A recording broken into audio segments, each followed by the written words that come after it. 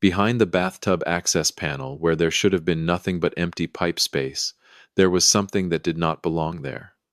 A black plastic bundle, carefully wrapped in layers of tape. The plastic crackled beneath my trembling fingers. The object felt ice cold despite the 104-degree Arizona heat pressing against the house. The smell of old porcelain and rotting waterproof sealant tasted like time itself. Bitter. Sour.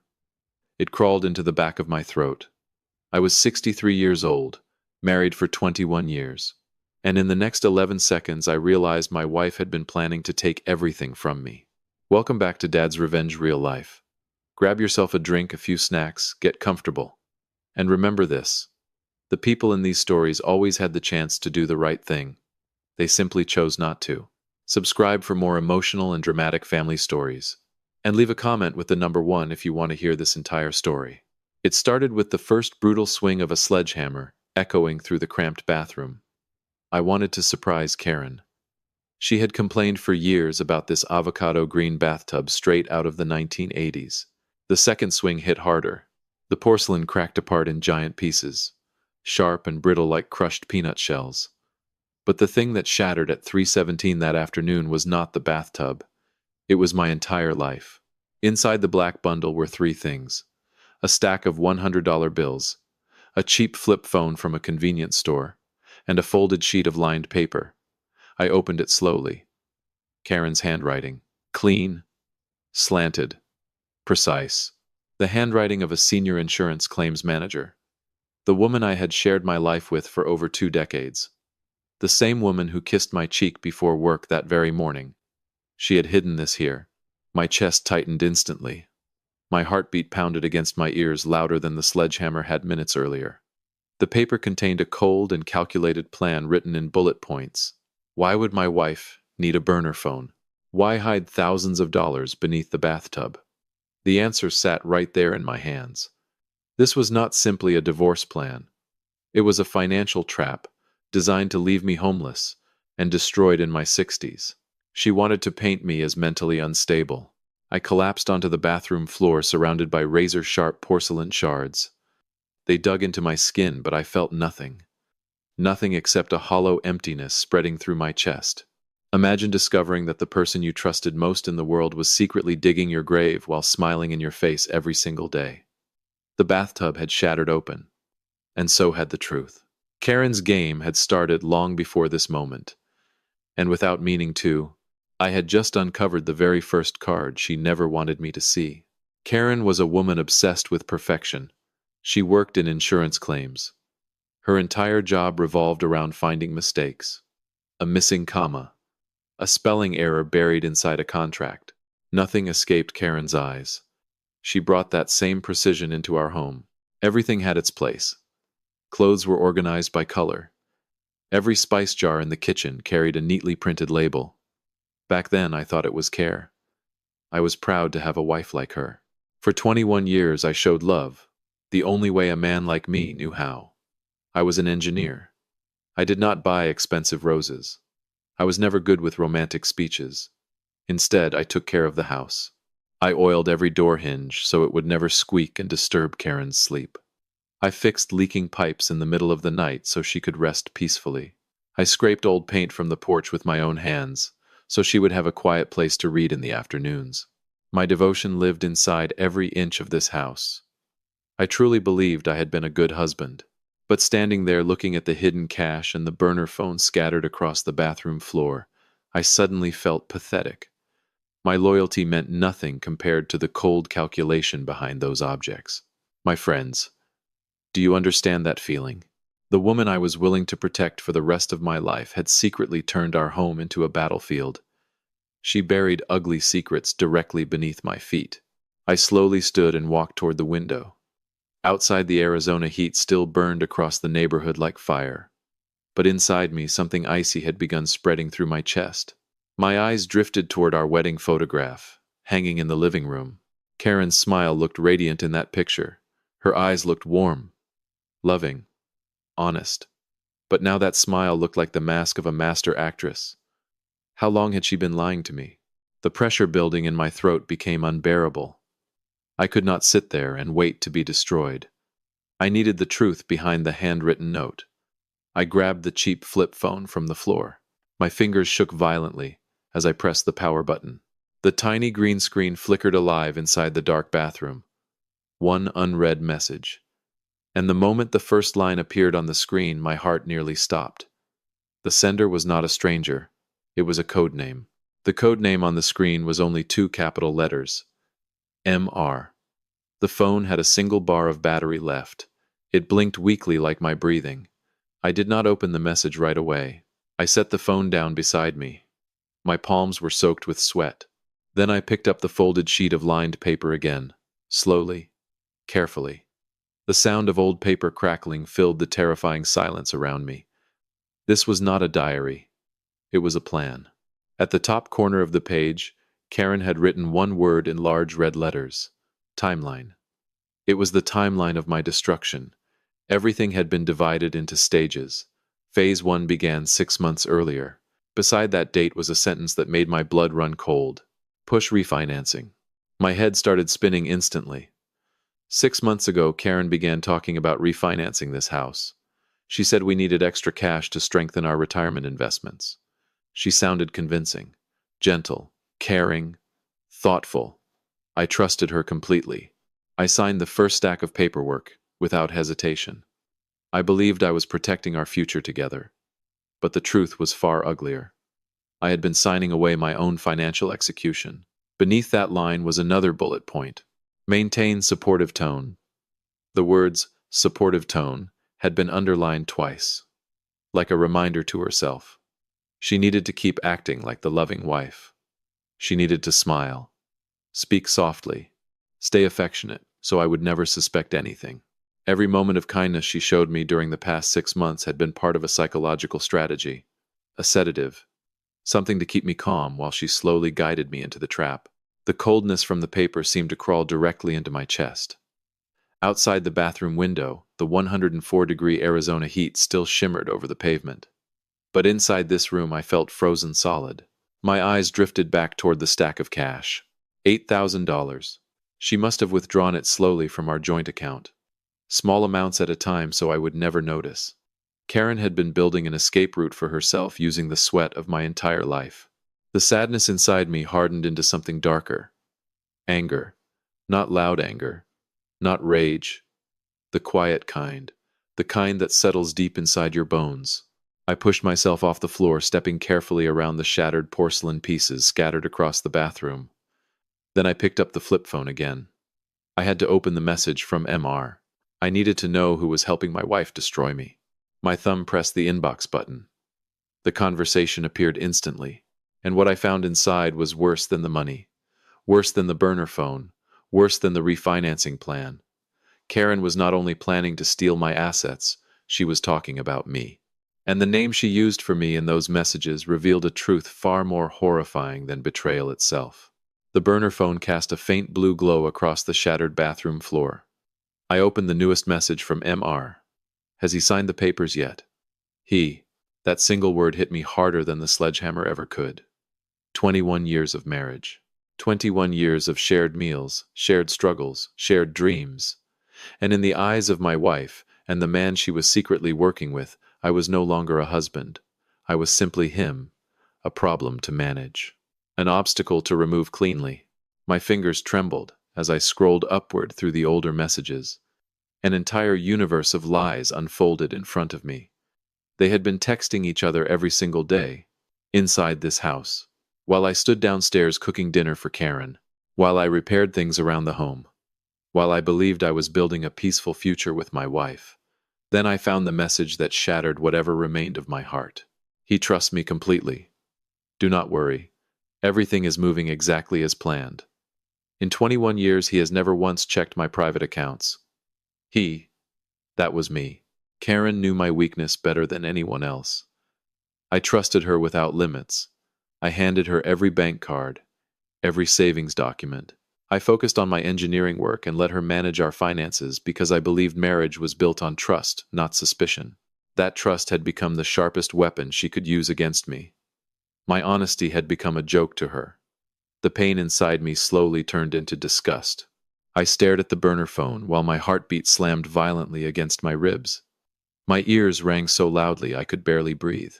I unfolded the timeline paper once more. The dates lined up perfectly with Karen's so-called business trips. The insurance disaster assignments she claimed required travel across state lines. The nights she said there was no signal in remote areas. Those were not work trips. Those were meetings with MR. The two of them had been building this plan together while I sat at home waiting for my wife to return. For the first time in my life, I truly felt stupid. I had spent 21 years sleeping beside a traitor, without ever seeing her real face. Questions crashed through my head one after another. Who was MR? What kind of power did he have over Karen? How long had he been helping her build this financial trap? How deep did this scheme really go? I needed answers. And more importantly, I needed someone whose judgment I could still trust. Then I thought of Frank. Frank Delaney, an old friend. A retired private investigator who specialized in financial fraud cases before he left the force. If anyone could untangle this nightmare, it was him. I grabbed my personal phone and dialed his number with shaking hands. The line rang twice before Frank answered. I barely managed to explain what I had found before silence fell across the call. Then Frank spoke in a low, serious voice that instantly made my stomach tighten. This is not just a normal affair. Frank's voice sounded rough through the phone. Heavy. Tired. I sat silently on the edge of the shattered bathroom floor while he analyzed everything I had told him. Frank had spent 30 years working as a private investigator. He had seen every ugly corner of human greed imaginable.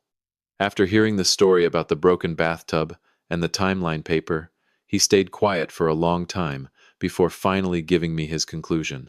An affair at 60 is not about emotions, Frank said slowly. It is about accounting.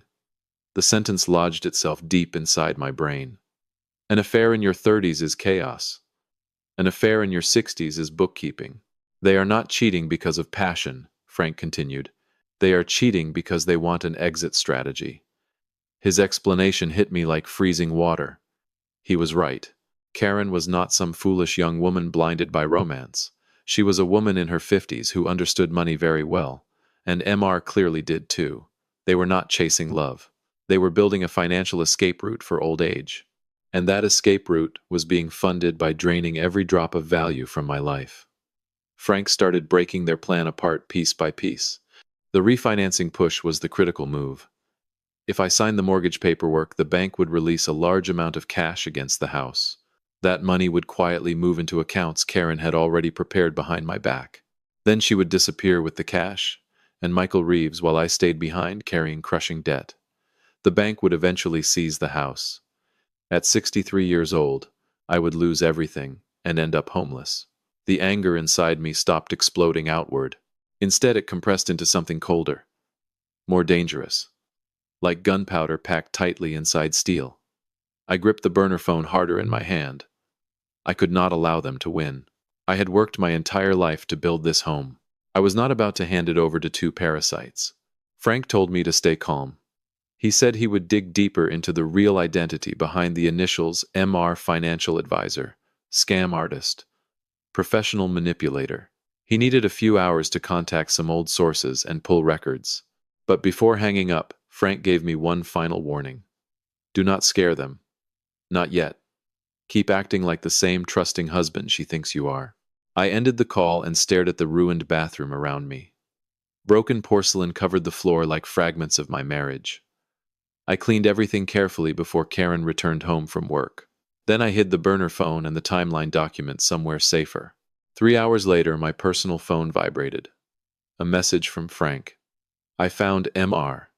My heartbeat stopped for a second. His name is Michael Reeves. I immediately searched the name online, and what appeared on the screen revealed a horrifying secret from Michael Reeves's past. A secret that explained exactly why Karen had chosen him for this financial heist. Michael Reeves. The name glowing on my computer screen filled me with disgust. I stared at his photograph for a long moment. A man in his 50s, smooth-combed hair, an expensive tailored suit, the polished smile of a successful financial professional. But beneath that polished image was rot. Frank had sent me 2 old news articles from 5 years earlier. Michael Reeves had once worked as an independent financial advisor. Then his license was revoked after his involvement in a retirement fund fraud scheme targeting elderly clients. He was not some amateur con artist. He was a predator, a professional one. Michael specialized in finding legal loopholes to drain people dry without leaving fingerprints behind. He was not simply my wife's lover. He was the architect of the trap closing around my life. The combination suddenly terrified me. Karen understood contracts, insurance claims, and documentation. Michael understood financial laundering and asset movement. Together, they were the perfect team. Their target was never a few $1,000s hidden beneath a bathtub. They wanted everything. The house, the savings, the retirement accounts. Every dollar I had spent my life earning. A chill crawled down my spine. If I had not accidentally smashed that bathtub open earlier today, I would have walked blindly into financial execution. I would have signed every document with a smile, while Karen held my hand and pretended to love me. The truth was brutal.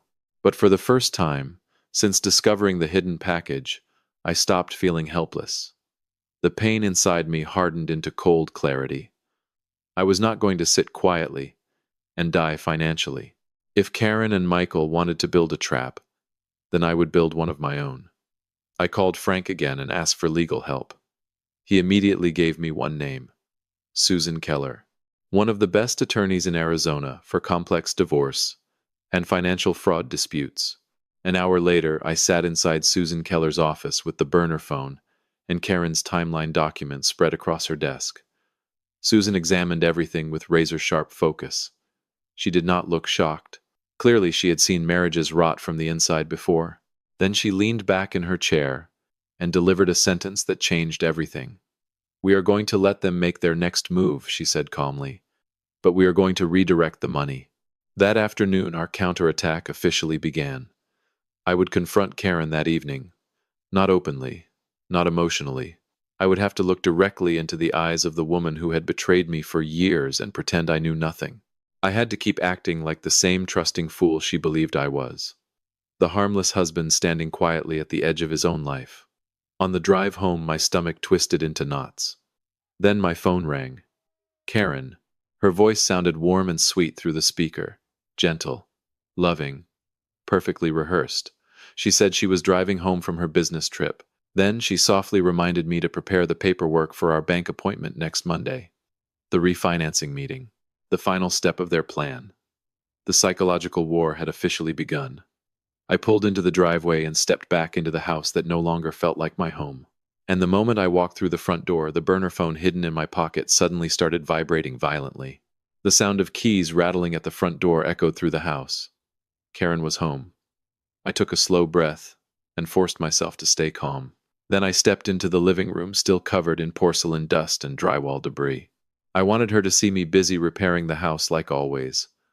The loyal husband. The harmless man she believed she controlled completely. Karen walked inside looking elegant in her business clothes. Perfect posture. Perfect makeup. Perfect smile. She stepped toward me and kissed my cheek softly. The scent of her familiar perfume filled my nose. But now it felt poisonous. Like venom from a snake. "You're home already?" I said carefully, trying to keep my voice steady. Karen smiled warmly when she noticed the destroyed bathroom. "Oh, honey, you finally ripped out that old bathtub." Her tone was gentle, sweet, supportive. Exactly like the words she had underlined twice on the timeline paper. Maintain supportive tone.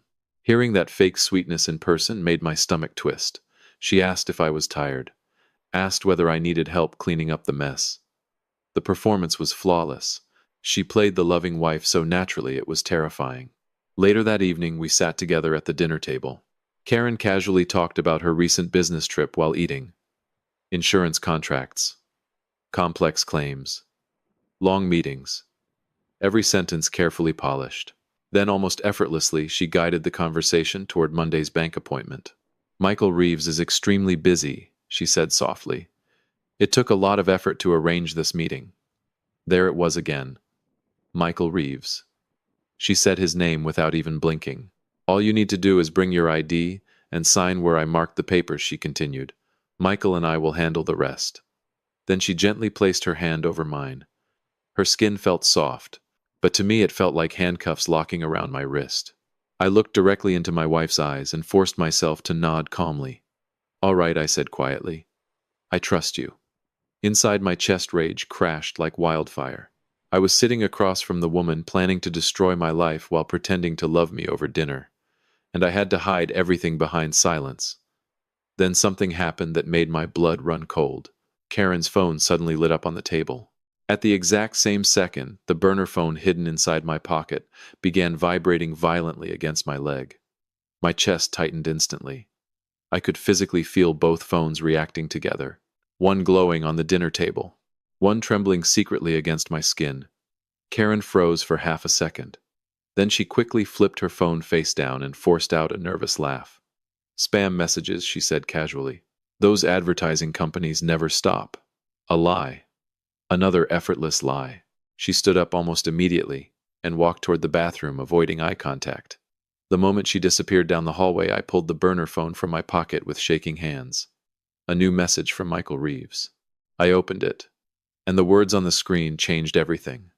Monday was not simply a refinancing appointment. It was a deadline. A deadline tied to blackmail. Karen had desperately been hiding from me this entire time. The fateful Monday finally arrived. The Arizona sky that morning was perfectly blue without a single cloud. Heat already radiated from the asphalt before noon.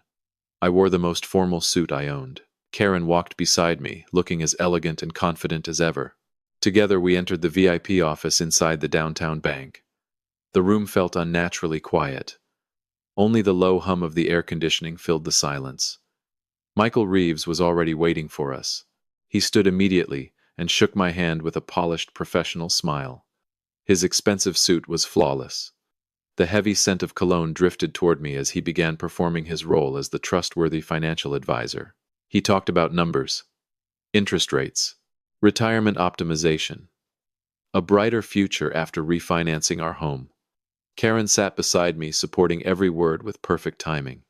Every now and then she looked toward me with warm, encouraging eyes. A masterpiece of manipulation. Michael finally pushed the thick stack of paperwork across the glass table. Yellow tabs marked every place where I needed to sign. "Walter," he said smoothly, while handing me an expensive black ink pen, "all you need to do is sign these pages.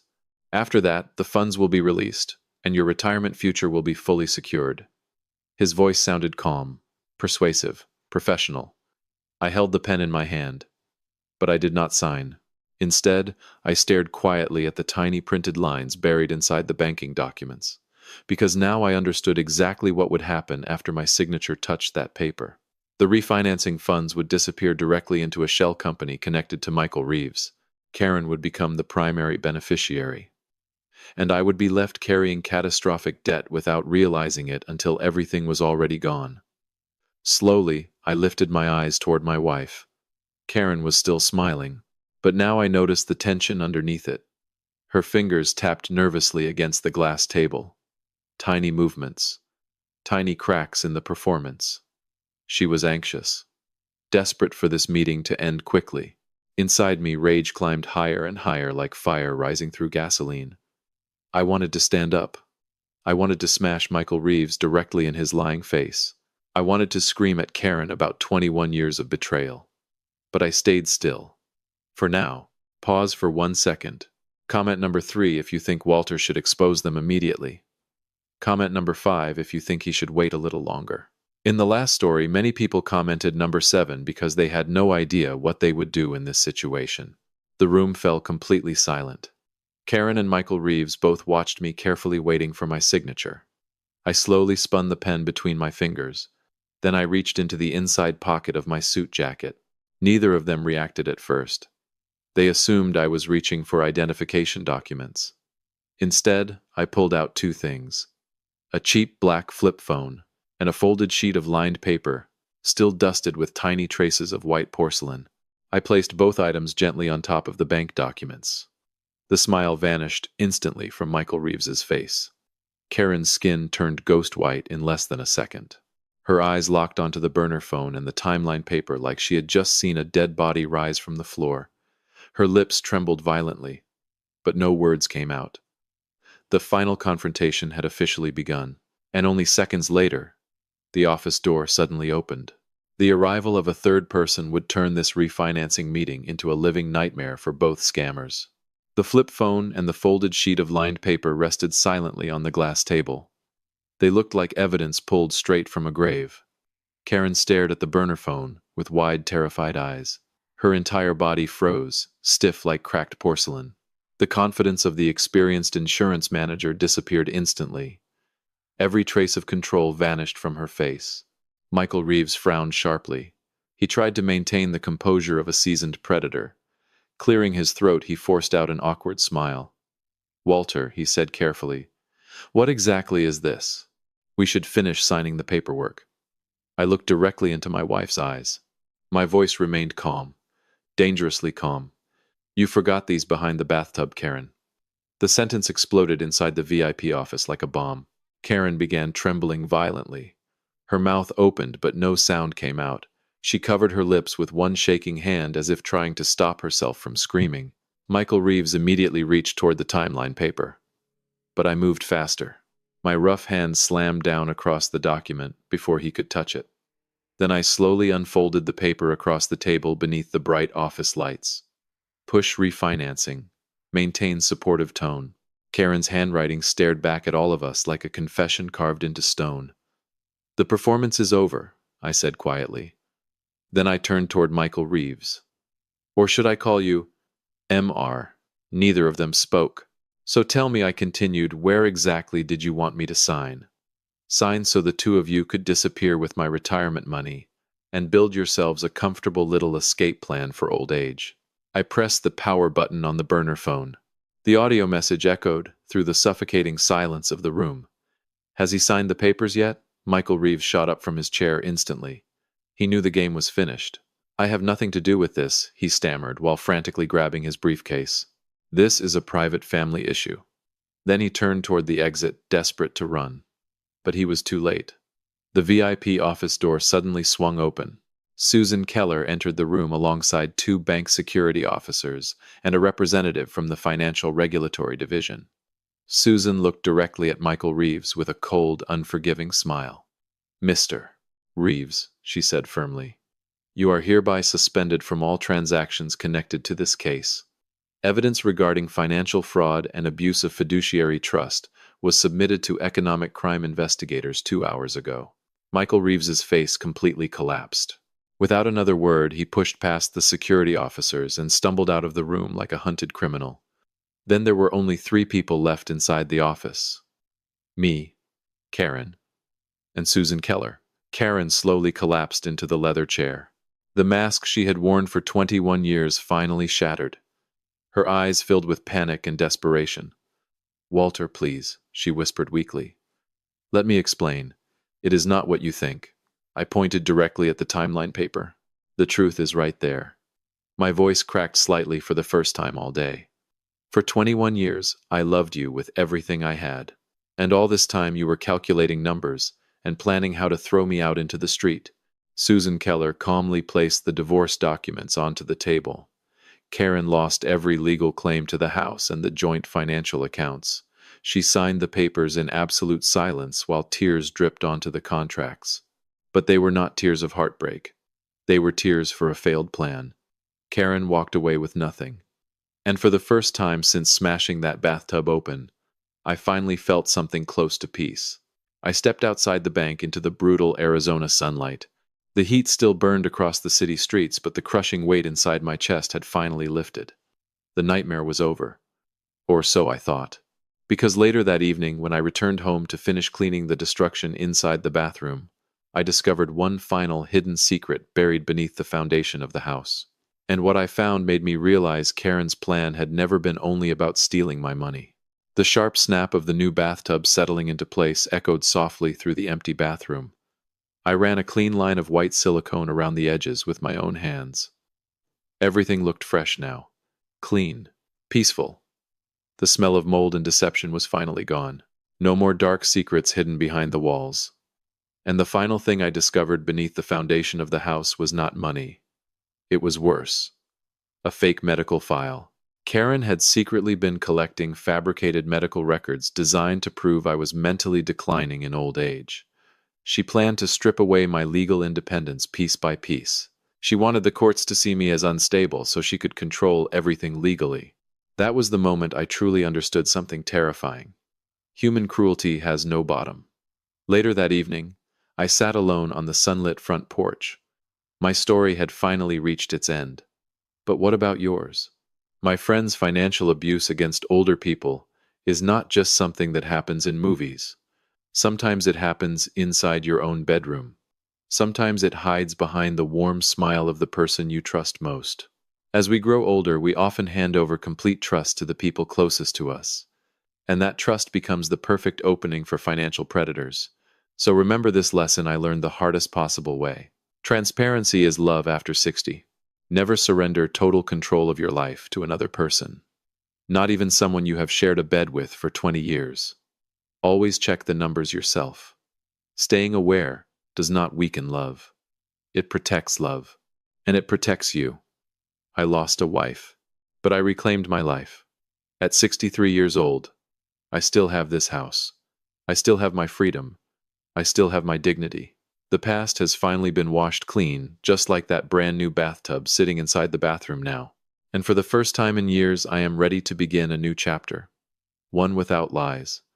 Before you leave tonight, check your bank statements this week. And tell me in the comments which city you are watching from. Subscribe so you do not miss more real stories about truth, betrayal, and justice here on Dad's Real Life Revenge. Thank you for sitting here with me until the very end. Keep your eyes open. Keep your heart peaceful. Goodbye for now, and I will see you again in the next story.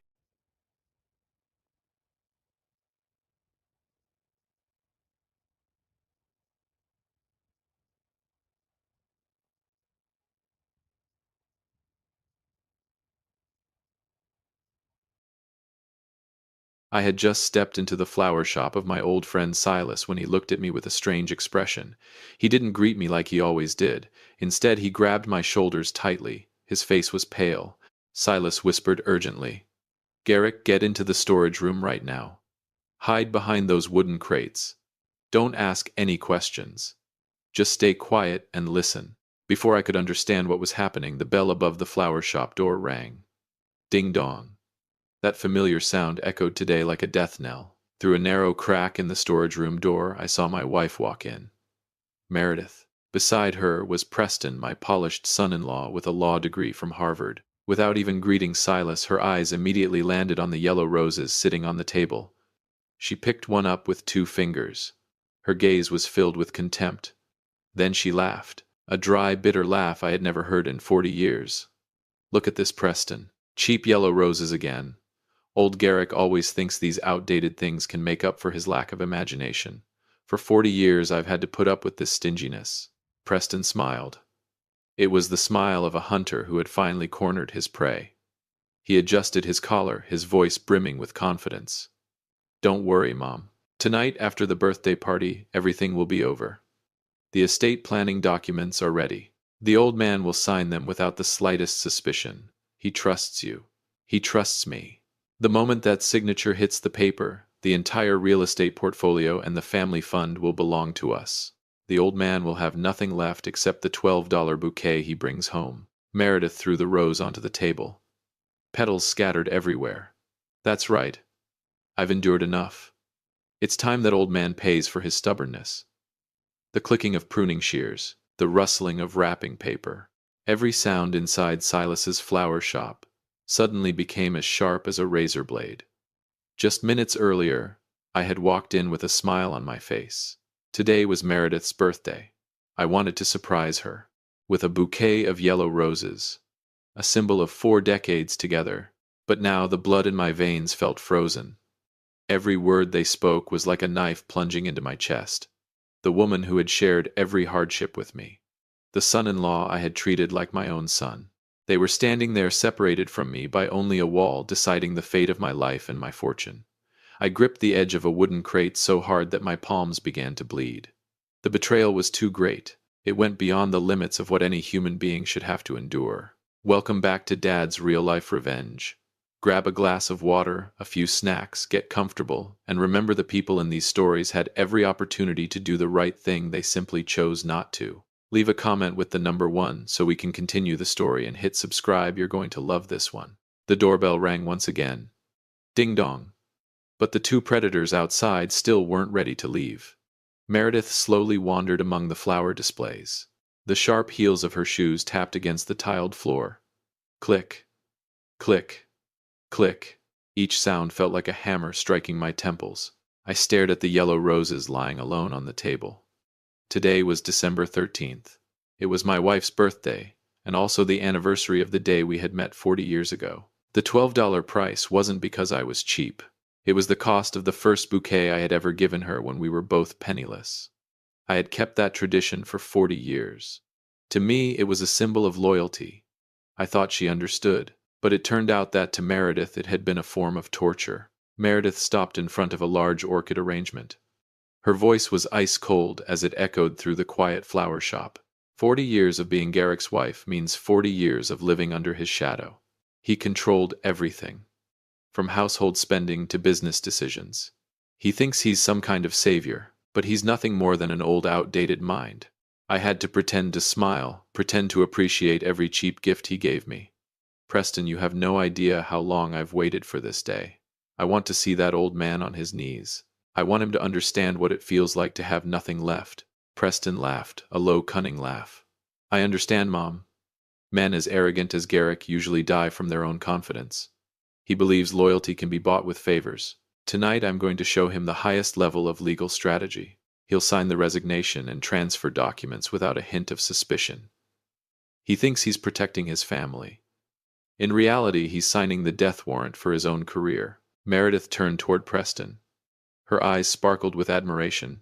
You've done well. You're far superior to Kendall. She's too weak and too foolish. She always worshipped her father. But we managed to separate her from the old man. Now, Garrick is alone. He has no one left to rely on except us. In the darkness of the storage room, my chest heaved violently.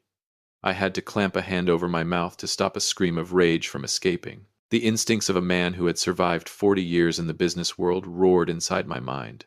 They had driven a wedge between me and Kendall. My poor daughter. That bitter truth made my head spin. I had trusted Meredith.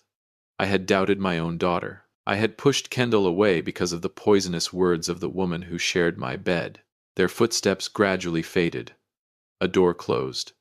Their car engine started and sped away, leaving behind a deadly silence inside the flower shop.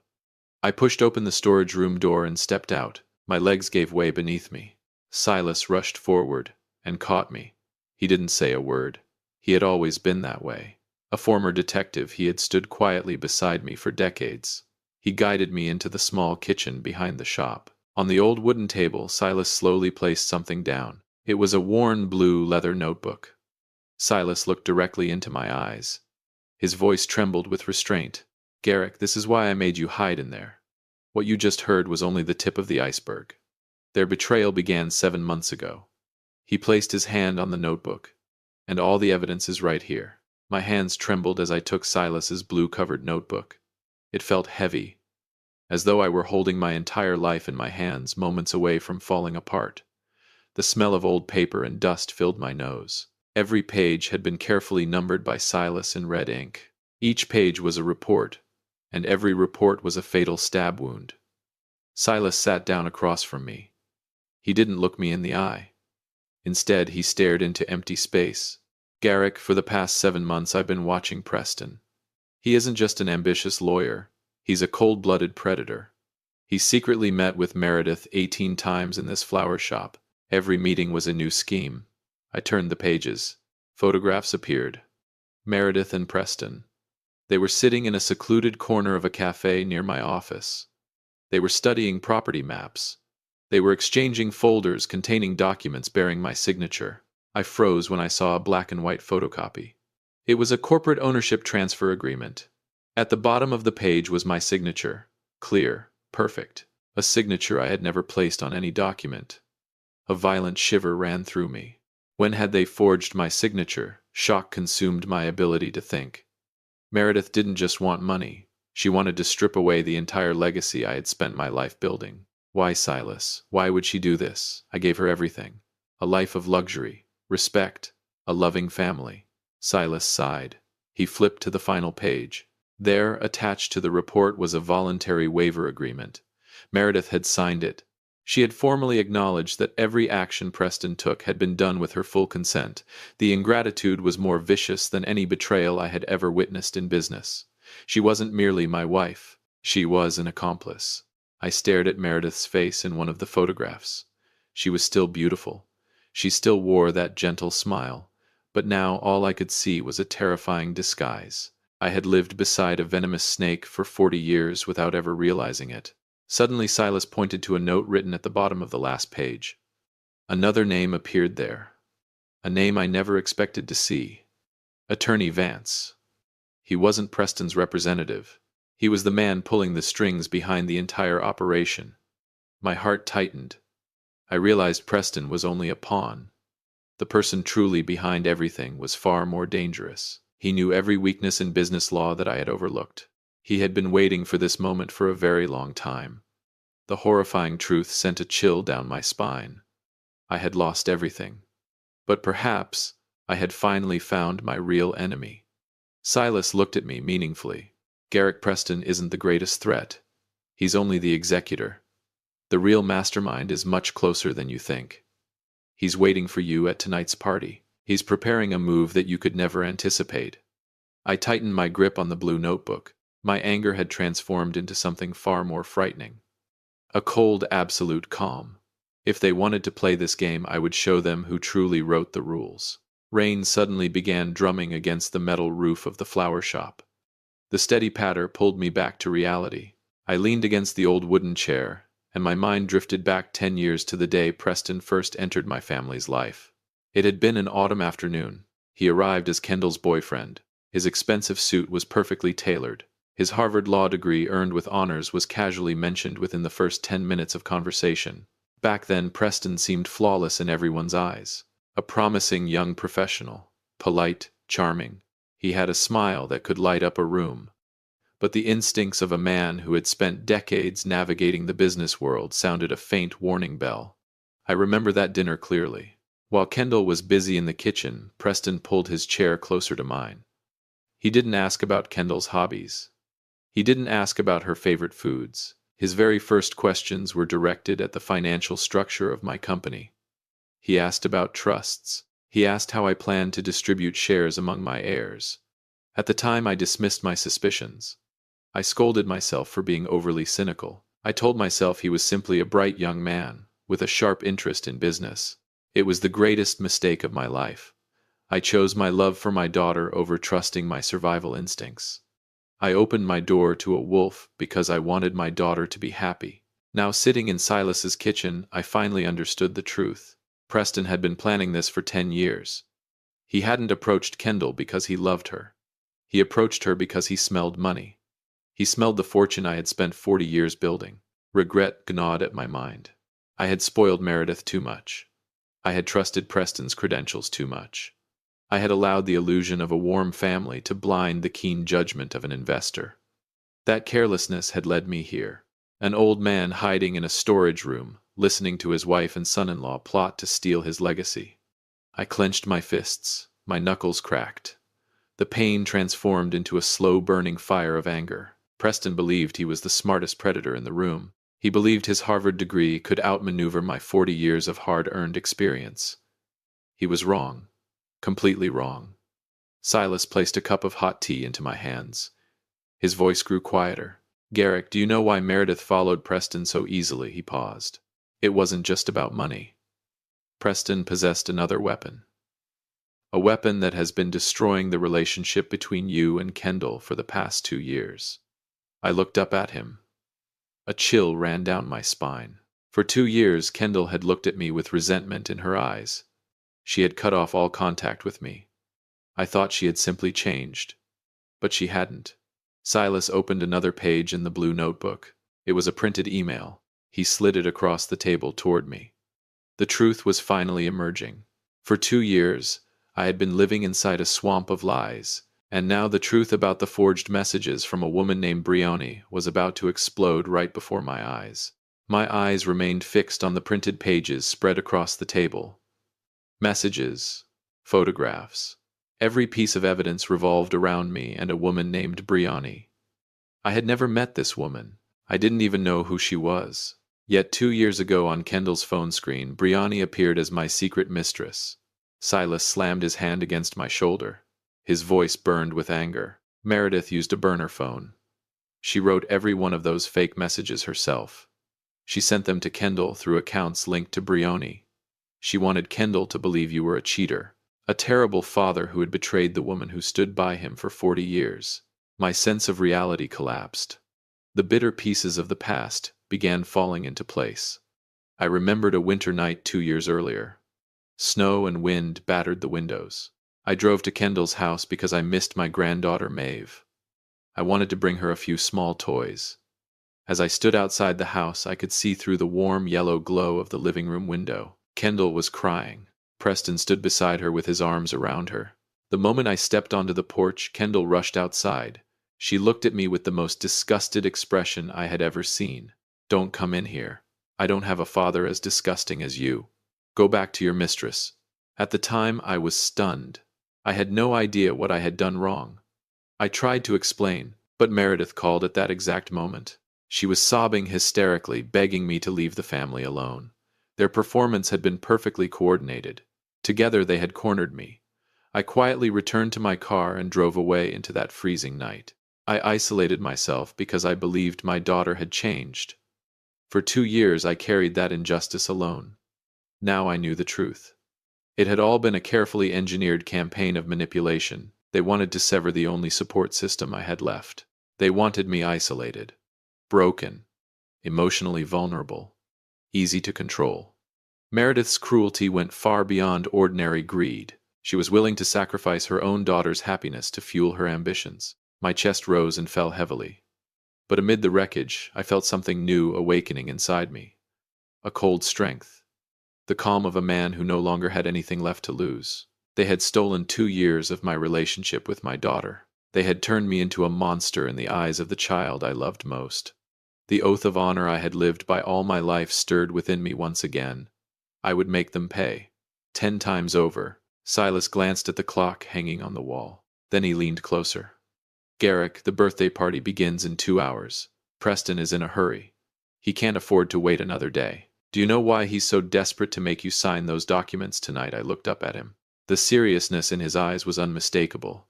This wasn't merely about greed. This was something much bigger. Preston was carrying a ticking time bomb. Silas lowered his voice even further. What he revealed next sent a chill through my entire body. Preston's problem isn't just money. He's running out of time. Silas slid another document across the table. At this very moment, a $280,000 secret is hanging over his head. And whatever that secret was, it had become dangerous enough to drive him into a desperate gamble. Silas flipped to another document printed from an underground banking account. His voice was barely above a whisper, as cold as the rain falling outside. Preston owes $280,000. Gambling debts. He burned through his savings betting on Premier League matches. Now the loan sharks are hunting him. I stared at the figures on the page. Suspicious transactions. Screenshots of threatening messages sent to Preston. The mob had given him an ultimatum. If he failed to transfer the money before midnight, he would end up in a hospital bed. Or worse. They would break the elegant lawyer piece by piece, starting with his fingers. So that was why he was in such a hurry. The Harvard degree. The perfectly tailored suits. The polished image. It was all a decaying disguise wrapped around a desperate gambler. He wasn't a brilliant predator. He was a cornered animal. He needed my house. He needed my real estate holdings as collateral. Immediately. Without my signature tonight, Preston's entire world would collapse. "Does Meredith know about any of this?" I asked quietly. My voice had become cold. Silas shook his head. "No. Meredith is being manipulated just as thoroughly as everyone else. She thinks Preston is helping her take control away from you. She has no idea she's aiding a man who is on the verge of complete ruin. She believes she's building a new empire. In reality, she's burying herself alongside a future criminal." Disgust rose inside me. Meredith, a woman who had always prided herself on her intelligence and sophistication, was being deceived by her own son-in-law. That was the price of greed. When greed clouds judgment, people stop recognizing the monster standing beside them. I slowly rose from my chair and adjusted my collar. The fear, the shock, the heartbreak, all of it was gone. What remained was something far more dangerous. Clarity. My business instincts had returned. I understood the structure of a battle better than anyone. Preston was rushing. And the person who rushes is always the person who makes mistakes. He needed my signature to save his own skin. He believed tonight would be his crowning victory. He believed a lonely old man like me would surrender without resistance. He was wrong. I looked at Silas and allowed myself a cold smile. Thank you, old friend. You've given me the most powerful weapon imaginable. Silas nodded. The truth. The truth, I repeated. Now it was time to prepare the real birthday gift for my wife. A gift neither she nor Preston would ever forget for the rest of their lives. I stepped out of the flower shop carrying the $12 bouquet of yellow roses. The rain was still falling, but my mind had never been clearer. I would attend that party. I would watch them perform their little play. I would smile. I would listen, and when the moment was right, I would bring down the curtain myself. I sat in my car as the windshield wipers swept back and forth with a steady rhythm. The glow of distant streetlights filtered through the windshield and into the cabin. My eyes settled on the legal folder resting on the passenger seat. 6 months earlier, a feeling of unease had pushed me to act. The instincts of a man who had survived 40 years in business rarely failed him. I had quietly met with my own attorney. Not Attorney Vance. Not the man conspiring with them. 6 months ago, I established an irrevocable charitable trust. The entire process was conducted in complete secrecy. One by one, I transferred every family property into that trust. The cash reserves, the corporate shares, everything. Legally speaking, Garrick no longer owned any significant assets. I was merely the acting administrator. And that changed everything. It meant every document Preston intended to force me to sign tonight was worthless. He could pressure me, threaten me, forge my signature 1,000 times. It would not matter. The vault he believed he was stealing from had been empty for months. Every meaningful asset had already been moved beyond the reach of my son-in-law and my treacherous wife. That silent reversal was my deadliest move. A faint smile crossed my lips, a smile without warmth. Preston needed $280,000 before midnight if he wanted to keep his fingers intact. He was betting his entire future on tonight's paperwork. But my legal trap would transform his confidence into his worst nightmare. He believed he had cornered me. In reality, he was the one balancing on a fraying rope. The same was true for Meredith. She wanted to see me kneel. She wanted me reduced to a lonely old man with nothing left. But greed had blinded her. Hatred had blinded her. She had willingly signed an agreement making herself Preston's accomplice. She didn't realize she had already helped dig her own grave. I checked my watch. It was time for the birthday party. 12 guests were already waiting at the mansion. Old friends, business associates, people they intended to use as witnesses in their carefully staged performance. They wanted tonight to become a public humiliation, a false courtroom where I would be pressured into submission. I intended to give them exactly the performance they expected.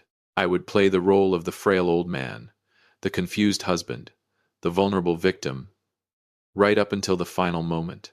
If you've stayed with this story this far, then perhaps you've found it interesting. Please take a quick moment to help us out, like and subscribe. Leave a comment with the number 5 so I know you've made it this far, and tell me your prediction for how the story will end to see if you're right. Many people watch without doing so, but it costs nothing and means a great deal to us. I stepped out of the car. The mansion stood before me, glowing with light. I took a deep breath. The sound of classical music drifted from inside. Then I pushed open the front door. But the instant I stepped across the threshold, Attorney Vance's eyes swept toward me. A victorious smile appeared on his face. And suddenly I realized their plan was far more complicated than I had imagined. A chill settled in my stomach. I had uncovered the betrayal. I had uncovered the gambling debts. I had uncovered the forged messages. Yet the confidence in Vance's expression suggested something else, something bigger, something I still didn't know. And as the door closed behind me, only one question echoed through my mind. What had I missed? The chandelier lights in the living room were dazzlingly bright. The scent of expensive perfume mingled with the aroma of fine wine. The 12 guests gathered inside were all influential figures in the business world. They stood laughing and chatting as though nothing in the world could possibly go wrong. Meredith approached me wearing an elegant blue evening gown. She smiled brightly, but her eyes were ice cold. "Oh, Garrick, there you are. Everyone's been waiting for you." She took the bouquet of yellow roses from my hands, glanced at it for less than a second, and casually handed it to a waiter. Exactly as I expected. Preston stood beside Attorney Vance. The Harvard lawyer wore the confident smile of a man who believed victory was already his. He gave Vance a slight nod. Immediately the attorney opened his leather briefcase and removed a thick stack of documents. Preston stepped forward. His voice carried across the room. "Ladies and gentlemen, on the occasion of Meredith's 60th birthday, we have a special announcement.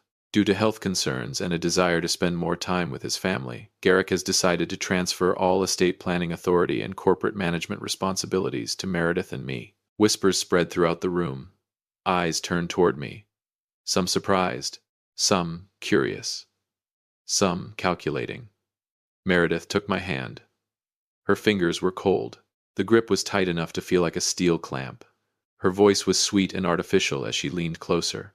"Sign it, Garrick. You're tired. Let Preston carry the burden now. This is what's best for our family. For Kendall. For little Maeve. They were using my daughter and granddaughter as weapons. Even now. Even here. 2 years earlier that tactic might have broken me. But not tonight." I looked directly into Meredith's eyes. All I saw was greed. Then I turned toward Preston. His smile remained in place. But now I noticed something else. His hands were trembling. Ever so slightly. He kept checking the expensive watch on his wrist. 10 o'clock. Time was running out. The loan sharks were waiting. I slowly walked toward the glass table positioned in the center of the room. Preston hurried forward and placed a fountain pen into my hand. He pointed at the signature line. "Sign it, Dad. Everything is ready." Attorney Vance stepped beside me. He lowered his head and spoke quietly enough that only I could hear. "Mr. Garrick, I strongly advise you to sign. Otherwise, the financial report detailing the missing company funds from 2 years ago will be delivered directly to the prosecutor's office tomorrow morning. At your age, prison would be a very unpleasant experience." I froze. The pen nearly slipped from my fingers. The fabricated financial report. This was their final weapon. They weren't merely trying to steal my assets. They were trying to destroy my life. If I resisted, they intended to send me to prison. Their cruelty had no limit. Slowly I lifted my eyes, and then I saw her. Kendall. She had just entered the room. Standing beside her was Silas. The hatred that had filled her eyes for the past 2 years was gone. In its place were shock, regret, and tears streaming down her cheeks. For a brief moment the room disappeared. The guests, the documents, the threats, everything faded away. My daughter had finally learned the truth. I looked at Preston, who was secretly smiling to himself. I looked at Meredith, who was silently urging me to sign. Then I looked at Attorney Vance, the mastermind, the man who believed he had already won. Very slowly I lowered the pen. But instead of signing the document, I reached into the inside pocket of my jacket. The room fell silent. I removed a small black voice recorder. Preston's smile faltered. Meredith frowned. Vance's eyes narrowed. And without saying a single word, I pressed the play button. A burst of static crackled from the small black recorder. Then Meredith's voice filled the room. "Old Garrick always thinks these outdated things can make up for his lack of imagination. The old man will have nothing left except this $12 bouquet." A second voice followed. Preston's. He spoke about the estate documents, the transfer plan, the scheme to take everything. Every word echoed through the mansion. The enormous living room fell into a deadly silence. The classical music continued playing softly in the background, but nobody paid attention anymore. Meredith's face drained of color. She stumbled backward. Her lips trembled. No words came out. Preston stood frozen. The polished Harvard image he had spent years constructing shattered instantly. At that exact moment, police sirens erupted from outside the mansion gates. Blue and red lights flashed through the tall glass windows. The front doors swung open. A team of officers and federal agents entered. Leading them was a special investigator. "Preston, you are under arrest for financial fraud, extortion, and conspiracy involving organized criminal enterprises." The metallic click of handcuffs echoed through the room. The elegant hands of my son-in-law were locked behind his back. Preston exploded in panic. "Vance, do something. You're my lawyer." But Attorney Vance was in no better position. The investigator turned toward him. "And you as well, Attorney Vance. You are being charged with conspiracy to commit document fraud and participation in activities covered under organized crime statutes." Vance completely collapsed. The stack of documents slipped from his hands and scattered across the floor. Preston turned toward me. His eyes were bloodshot. "Wild. Old man, you think you've won. Even if I go to prison, you'll lose everything." "These documents were already effective. All your assets belong to me now. I'll use them to pay my debts." I walked toward him slowly. Then I looked directly into his eyes. "Preston, you forgot one thing." The room became silent again. 40 years in business taught me how to prepare for wolves." His expression faltered. 6 months ago, I established an irrevocable charitable trust. Every property, every corporate share, everything was transferred long before tonight. The color vanished from his face. "Nothing you forced me to sign tonight matters. Nothing you forged matters. Every document you've been chasing is worthless." I took another step closer. "The safe you were desperate to rob has been empty for a very long time." The words struck him like a final blow. Preston's knees buckled. He collapsed onto the floor. It was 10:30 at night. His time had run out. Not only had he lost the fortune he thought he was stealing, he now faced prison and the wrath of the people waiting for their money. Meredith suddenly rushed toward me. Tears streamed down her face. "Garrick, please help me. I'm your wife." I pulled my arm away without hesitation. The last remnants of sympathy I once felt had been exhausted long ago. Across the room, Kendall ran toward me. She wrapped her arms around me and broke down in tears. "Dad, I'm sorry. I was wrong. I believed those fake messages." I held my daughter tightly. For the first time in 2 years, she was finally back in my arms. The warmth of that moment washed away years of pain. The truth had been exposed. Meredith's web of lies had completely collapsed. Officers escorted Preston and Vance out of the mansion. Meredith remained on the floor, alone, surrounded by 12 guests who now looked at her with open contempt. For a moment, I glanced at the $12 bouquet resting on a nearby table. The same bouquet that had once symbolized 40 years of loyalty. Then I reached for Kendall's hand. Without another word, the two of us walked out of that house together. The first light of dawn peeked through the rows of trees. I sat in my familiar office. The gray files of legal disputes were gone. In their place rested the documents transferring full management authority of the trust to Kendall. My daughter deserved this legacy. She had endured far too much pain because of the lies spread by her own mother. Maeve's cheerful laughter echoed down the hallway. A moment later she burst into the room and wrapped her arms around my neck. The warmth of my granddaughter's embrace washed away the bitterness that had lived inside me for so long. I placed a yellow rose into her small hands. Today its color was no longer treated with contempt. It had become a symbol of renewal, a symbol of forgiveness, a symbol of hope. Meredith now spent her days alone in a small rented house. Most of her resources had been drained by legal expenses. Regret arrived too late to restore the reputation she had destroyed. She chose greed. She chose betrayal. And in return, she lost the trust of her own daughter. Preston and Attorney Vance were both facing 20-year federal prison sentences. The arrogance of the Harvard-educated lawyer had finally collided with the reality of the law. Looking back on everything that had happened, I learned a lesson written in scars. Never allow blind affection to silence your instincts or your judgment. The most dangerous people are sometimes the ones standing closest to you. They use the language of family to weaken your defenses. Love with all your heart, but protect what you build with a clear mind. Protecting your life's work is not selfish. It is often the only way to safeguard the future and happiness of the people you truly love. That $12 bouquet saved me, because it revealed the truth hidden beneath years of deception. Justice had been served. The guilty had paid the price, and the values that truly define a family had finally returned to their rightful place. For the first time, in a very long while, I could look toward the future and smile with pride. We're grateful that you joined Dad's Real Life Revenge, all the way to the end of this story. Become part of our community by liking and subscribing for more powerful emotional stories centered on family betrayal and justice. And as always, thank you for being a part of this space.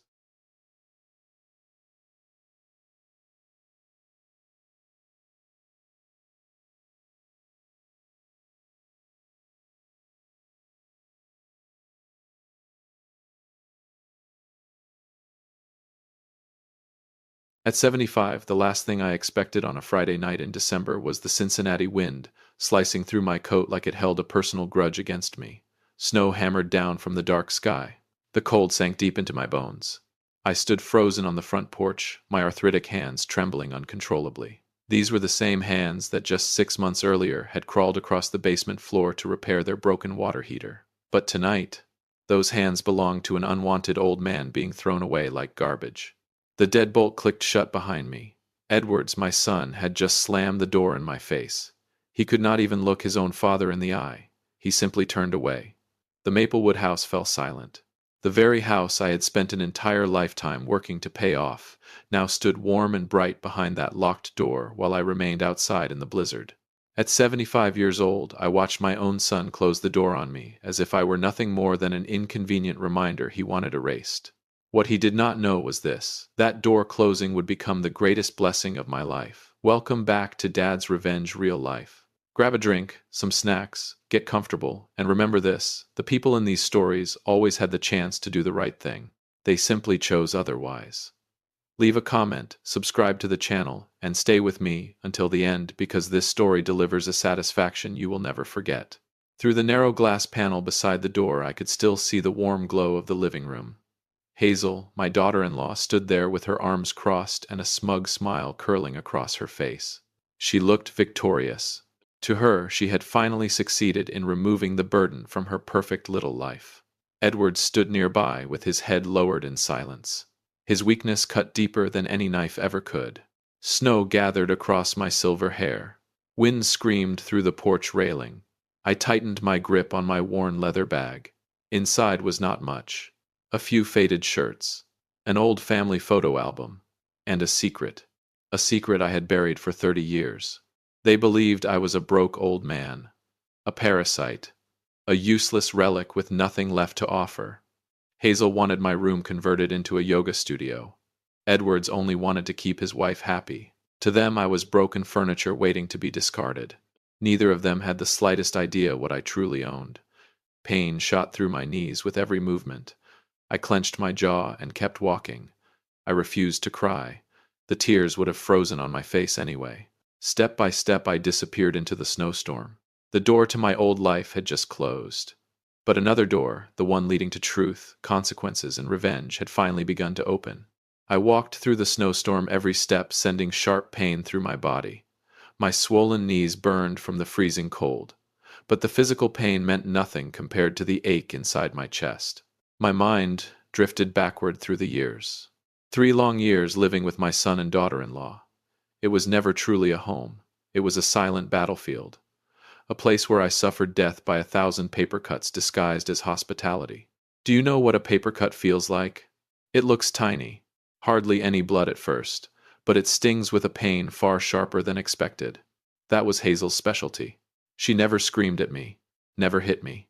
Instead, she slowly murdered a father's dignity with coldness, contempt, and quiet cruelty. At first it was subtle, the exaggerated sighs in the kitchen whenever I walked in, the angry clatter of dishes against the counter. Hazel constantly complained about the smell of my medicated oil, saying it polluted the clean air of her modern home. Then there was the armchair in the corner of the living room. It was the only chair that eased the pain in my back. One afternoon, Hazel bought a massive decorative plant and placed it exactly where the chair used to be. She said nothing. She simply looked at me and smiled. That smile told me everything. You do not belong here. Little by little, I became invisible. They spoke around me as if I were outdated furniture waiting to be hauled away. Edward saw all of it, every insult, every humiliation, but he always chose silence. And silence can be just as cruel as the person causing the pain. I endured it. I kept quiet for my son's sake. I did not want to destroy his marriage or bring chaos into their lives. I accepted cold leftovers for dinner. I accepted hiding away in that cramped, freezing attic room. I convinced myself that if I stayed obedient and caused no trouble, perhaps they would eventually show me kindness. But greed and selfishness have no bottom. The more I endured, the bolder Hazel became, until one unforgettable afternoon. I had walked toward the kitchen to pour myself a cup of warm water, but as I reached the doorway, I froze completely. Voices drifted from inside, and the words coming from my daughter-in-law's mouth turned the blood in my veins to ice. Behind my back, they had already prepared a cruel plan for me. Hazel's sharp voice echoed from the kitchen while I stood frozen in the dark hallway. Cold air crept up from the hardwood floor, but my chest felt even colder. She was holding a stack of bills, the papers rustling in her hands like evidence in a trial where I had already been found guilty. A presentation of my worthlessness. Hazel listed every expense with cruel precision: my medication costs, the increase in grocery bills because of one extra mouth to feed.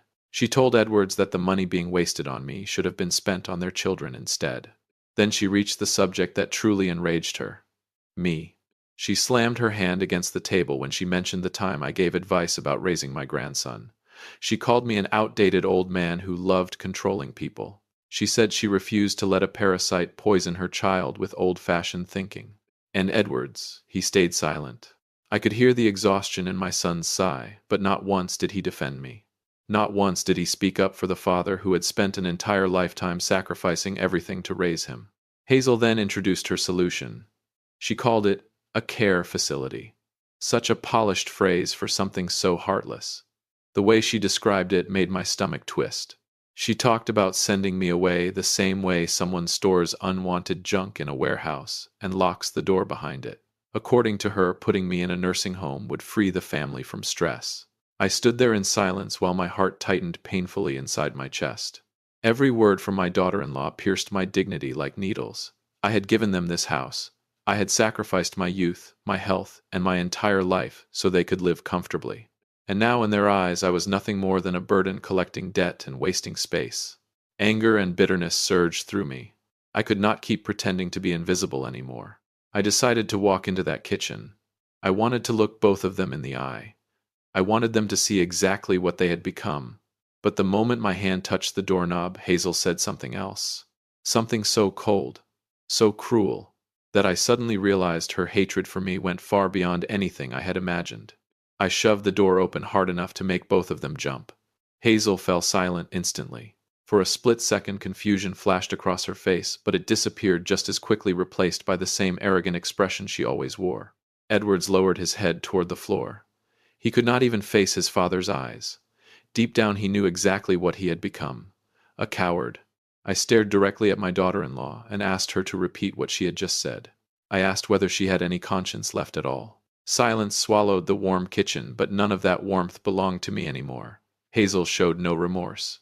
Instead, she stepped closer, fury burning in her eyes. "Get out, you useless burden!" Her voice exploded through the room, shattering the final fragile piece of hope I still carried about the meaning of family. She ordered me to pack my things immediately. She said she did not want to see my face in that house for another second. I turned toward Edwards. I waited for something. A single word. A protest. A hand reaching out to stop me. But my son stood there motionless, like a statue carved from stone. He had made his choice, and his choice was cruelty. My dignity was crushed beneath their feet, but I refused to beg. I turned around and walked back toward my attic room. I picked up my old worn travel bag. The truth was, I had prepared that bag 15 years ago. Ever since my wife died, I had known this day might come someday. I knew how quickly human hearts could change. I stepped out of the attic for the final time and walked through the living room. No one stopped me. No one followed. I opened the front door and stepped directly into the raging snowstorm. The wooden door slammed shut behind me. At 75 years old, I officially became homeless. Snow buried my footprints almost immediately as I wandered through the frozen streets with nowhere to go. But beneath the pain, beneath the humiliation and heartbreak, something else had already begun growing inside me. A plan. They believed they had finally removed a burden from their lives. What they did not realize was this: they had just activated a ticking time bomb. And when it exploded, the peaceful little world they had built on greed and betrayal would collapse right in front of them. Snow fell harder with every passing minute. The small town disappeared beneath the freezing darkness. I kept walking through the storm, each step feeling like punishment. My knees had swollen badly, and pain tightened through my body with every breath I took. The Cincinnati wind roared in my ears, as if it were mocking the misery of an old man abandoned by his own son. I could not keep going. My entire body trembled violently from the cold. Snowflakes clung to my eyelashes, blurring my vision until the world became nothing but white shadows and streetlights. Finally, my legs gave out beside an old car parked along the curb. I collapsed into the snow. The freezing steel brushed against my skin, but it still was not as cold as the human heart. I leaned against the tire and stared at my frail hands. Hands hardened by a lifetime of labor. Hands that had built a future for a son who now treated me like garbage. Growing old does not destroy a person through great tragedies. It destroys them through countless small humiliations. I had survived losing my beloved wife. I had survived losing my health. But what finally broke me was the cruelty of the people I once called family. They treated me like I was invisible. They threw me into a snowstorm like a bag of trash, convinced I would quietly die somewhere forgotten and alone. They believed I had nothing left. That part made me almost laugh. Slowly, with trembling fingers, I reached into my coat pocket and pulled out an old flip phone. The screen glowed weakly in the darkness. I searched through the contacts until I found a number I had not called in years. A man from my past. The only person who truly knew who I was. I pressed the call button. The ringtone echoed softly through the silent street before someone answered. Hello.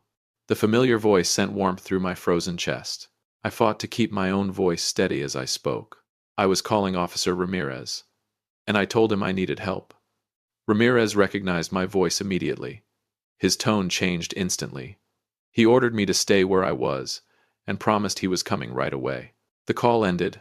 I closed my eyes as exhaustion dragged at my body. My strength was fading fast, but inside me a spark had finally ignited. Officer Ramirez was coming, and with his arrival a secret buried for decades was about to rise to the surface. My cowardly son and vicious daughter-in-law had no idea who that man truly was, and they certainly had no idea what he was about to bring into my life. Headlights tore through the raging snowstorm, cutting across the darkness like a blade. Tires crunched heavily against the thick ice as a police cruiser slid to a stop directly in front of me. Officer Ramirez jumped out immediately. The moment he saw me sitting there in the snow, panic flashed across his face. He rushed toward me, grabbed my arms, and helped me to my feet. Without hesitation, he removed his heavy winter coat and wrapped it around my trembling shoulders. For the first time that night, I felt warmth. Ramirez guided me into the patrol car. The heat from the vents slowly eased the agony inside my frozen joints. He looked at me with disbelief and sorrow, unable to understand how a 75-year-old man had ended up abandoned in the middle of a blizzard. But with Ramirez beside me, I finally felt safe. Our connection went back decades, all the way to 1994, the year my wife died. That was the year I lost Violet, the woman I loved more than life itself.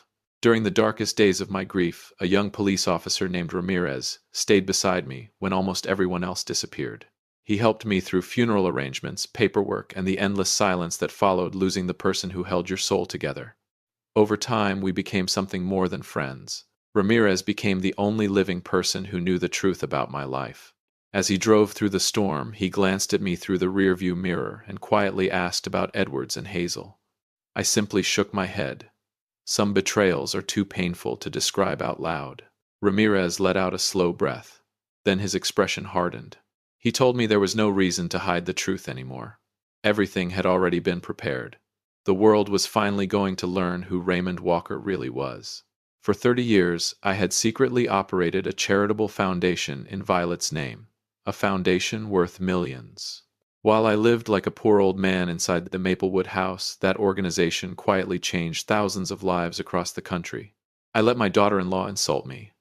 I let my son look down on me. Because protecting Violet's legacy mattered more to me than wealth, pride, or comfort. Not once in 3 decades had I touched a single dollar from that fortune for personal gain. Ramirez pressed harder on the gas pedal, and the cruiser surged through the snowy streets. We were not heading towards some cheap motel for homeless men. No, Ramirez was taking me somewhere far more important. Somewhere the truth would finally step into the light. And that place would become the beginning of the worst nightmare Edwards and Hazel had ever experienced.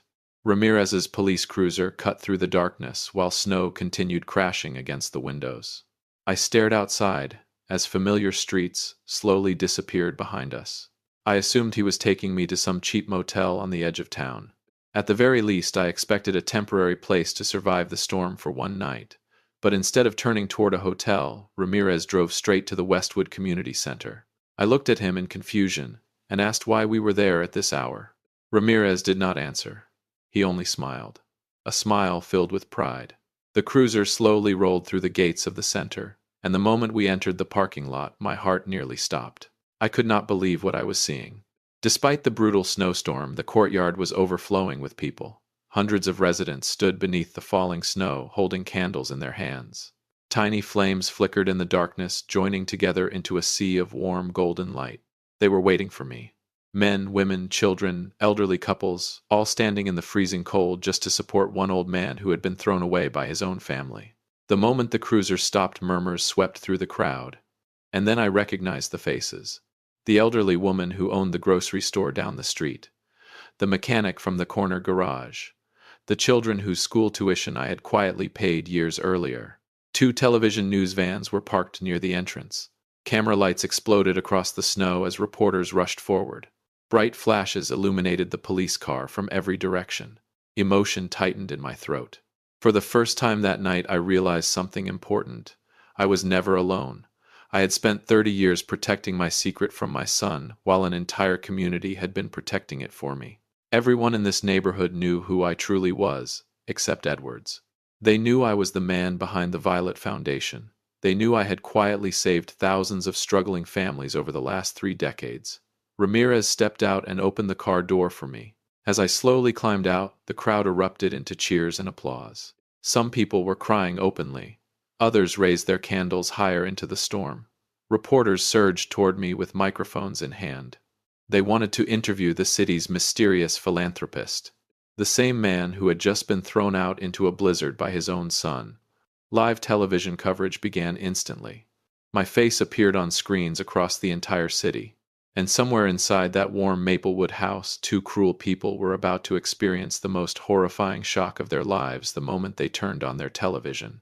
If you've stayed with this story until now, do us one quick favor: subscribe.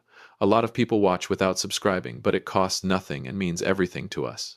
Back at the Maplewood house, the living room still glowed with warmth and comfort.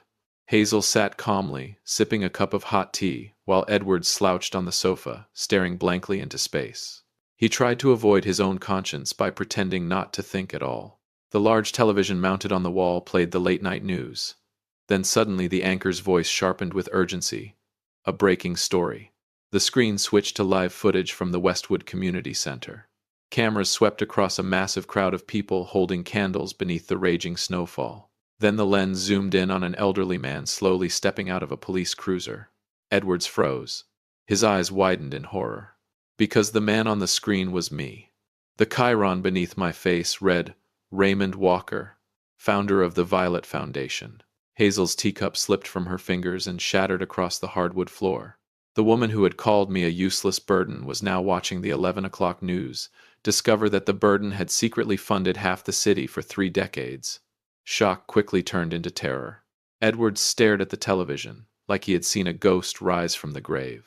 The news anchor continued speaking, revealing details about the Violet Foundation, a charitable organization worth tens of millions of dollars.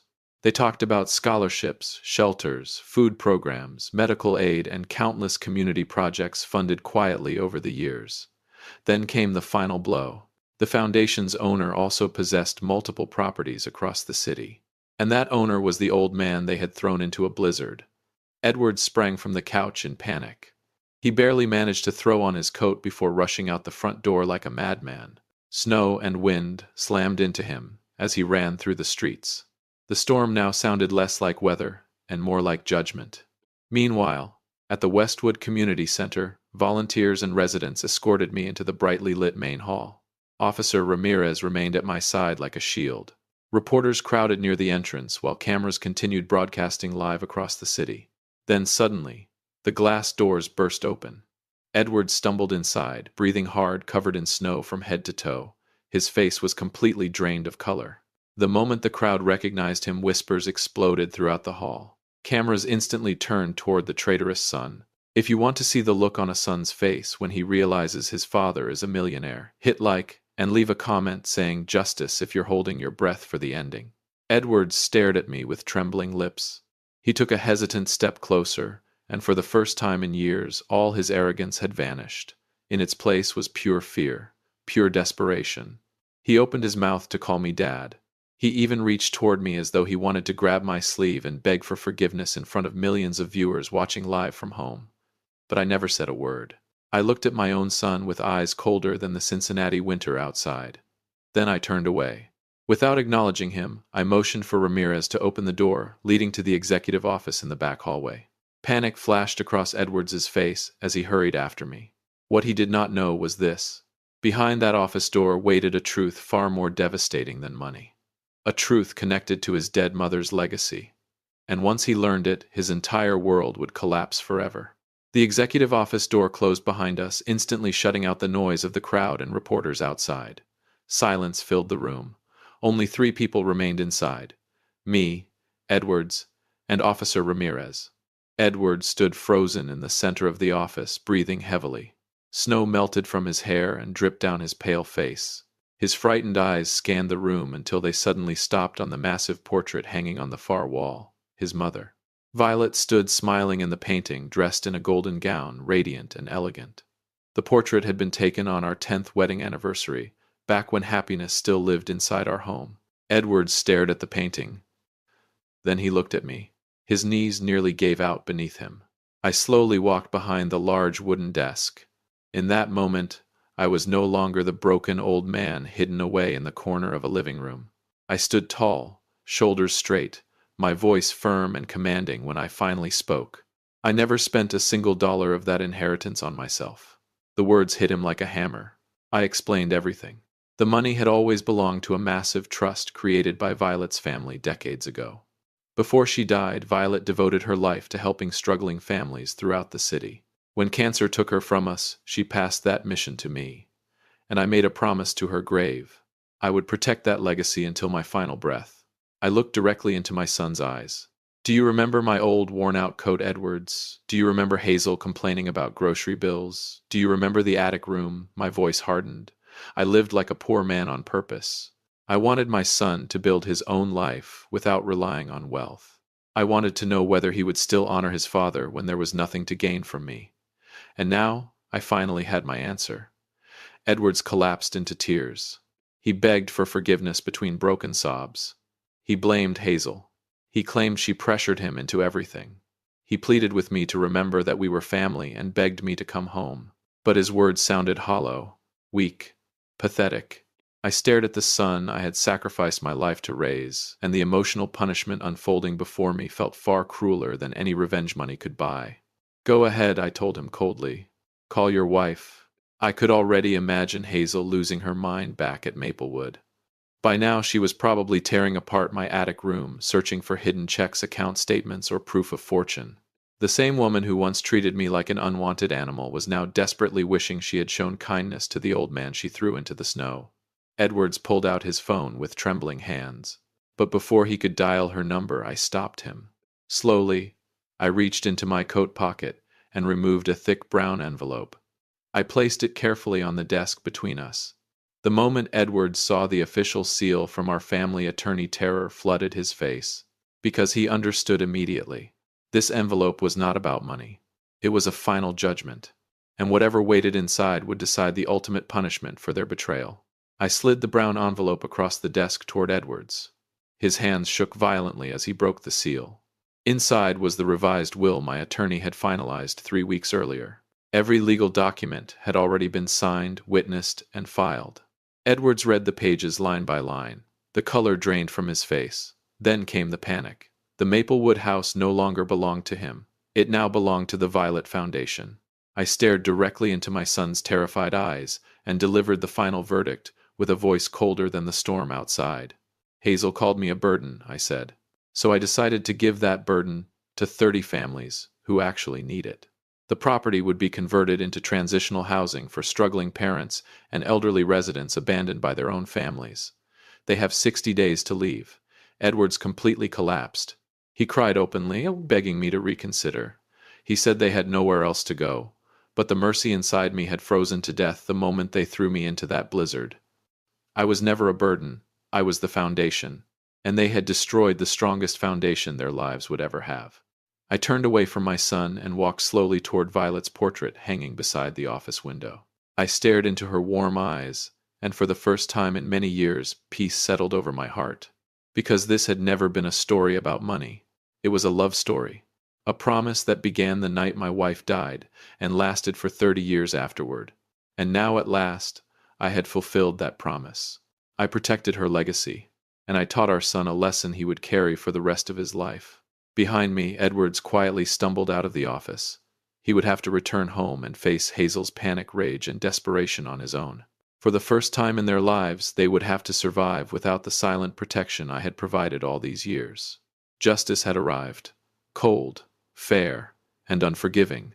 This story is a reminder that karma is real. Children must honor and care for their parents. Never betray the people who sacrificed their lives to raise you. Because when that betrayal finally comes due, the consequences can destroy everything you built. If this lesson meant something to you, share this video and subscribe to the channel for more emotional and meaningful real-life stories. Parents may pretend to be poor to test their children's hearts, but their love and sacrifices are always immeasurable. Do not wait until you realize the value of the foundation, only to discover your entire house has already collapsed. My name is Raymond McCall, and my journey for justice ends here.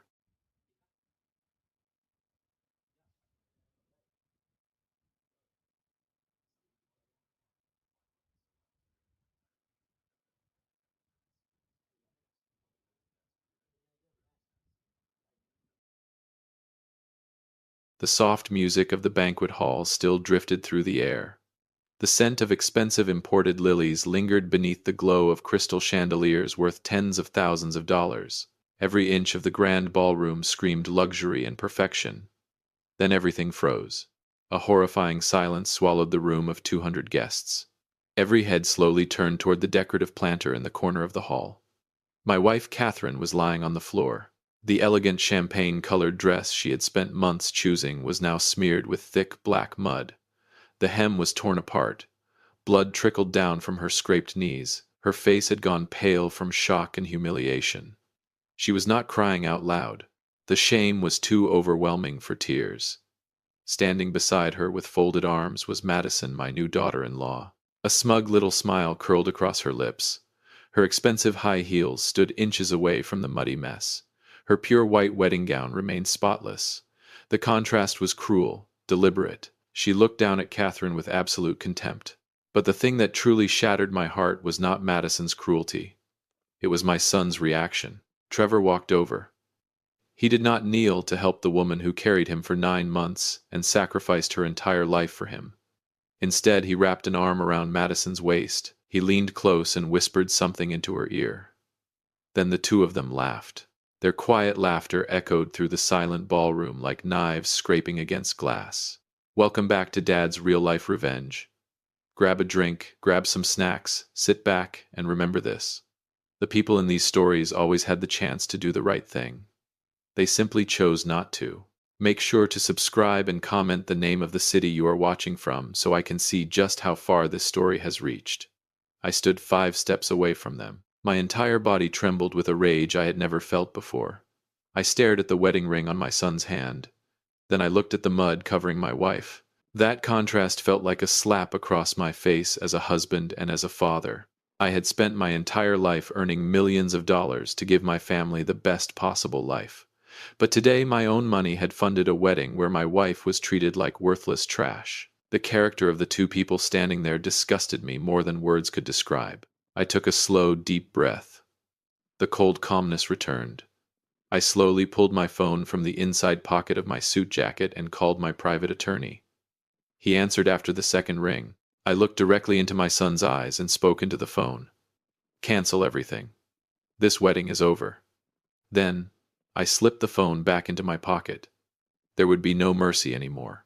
Did a man who shoved his own mother into the mud deserve even a single dollar from my fortune? I ended the call. The world around me seemed to lose all sound. Everything stood still. I could hear nothing except the suffocating rhythm of my own heartbeat pounding inside my chest. The disappointment crushing me felt heavier than a mountain. That was Trevor, my son, the boy I had raised for 26 years, the child I taught to bend down and help a woman when she falls.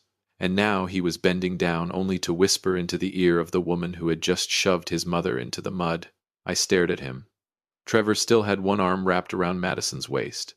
In his other hand was a glass of expensive champagne. His face showed no shame. To him, his mother's fall was nothing more than an awkward little accident. His weakness had reached its final stage. He was afraid of Madison, afraid of ruining the perfect atmosphere of his wedding day. So he chose betrayal instead. He chose to stand beside cruelty just to earn a smile from his new bride. My wife slowly looked up at our son.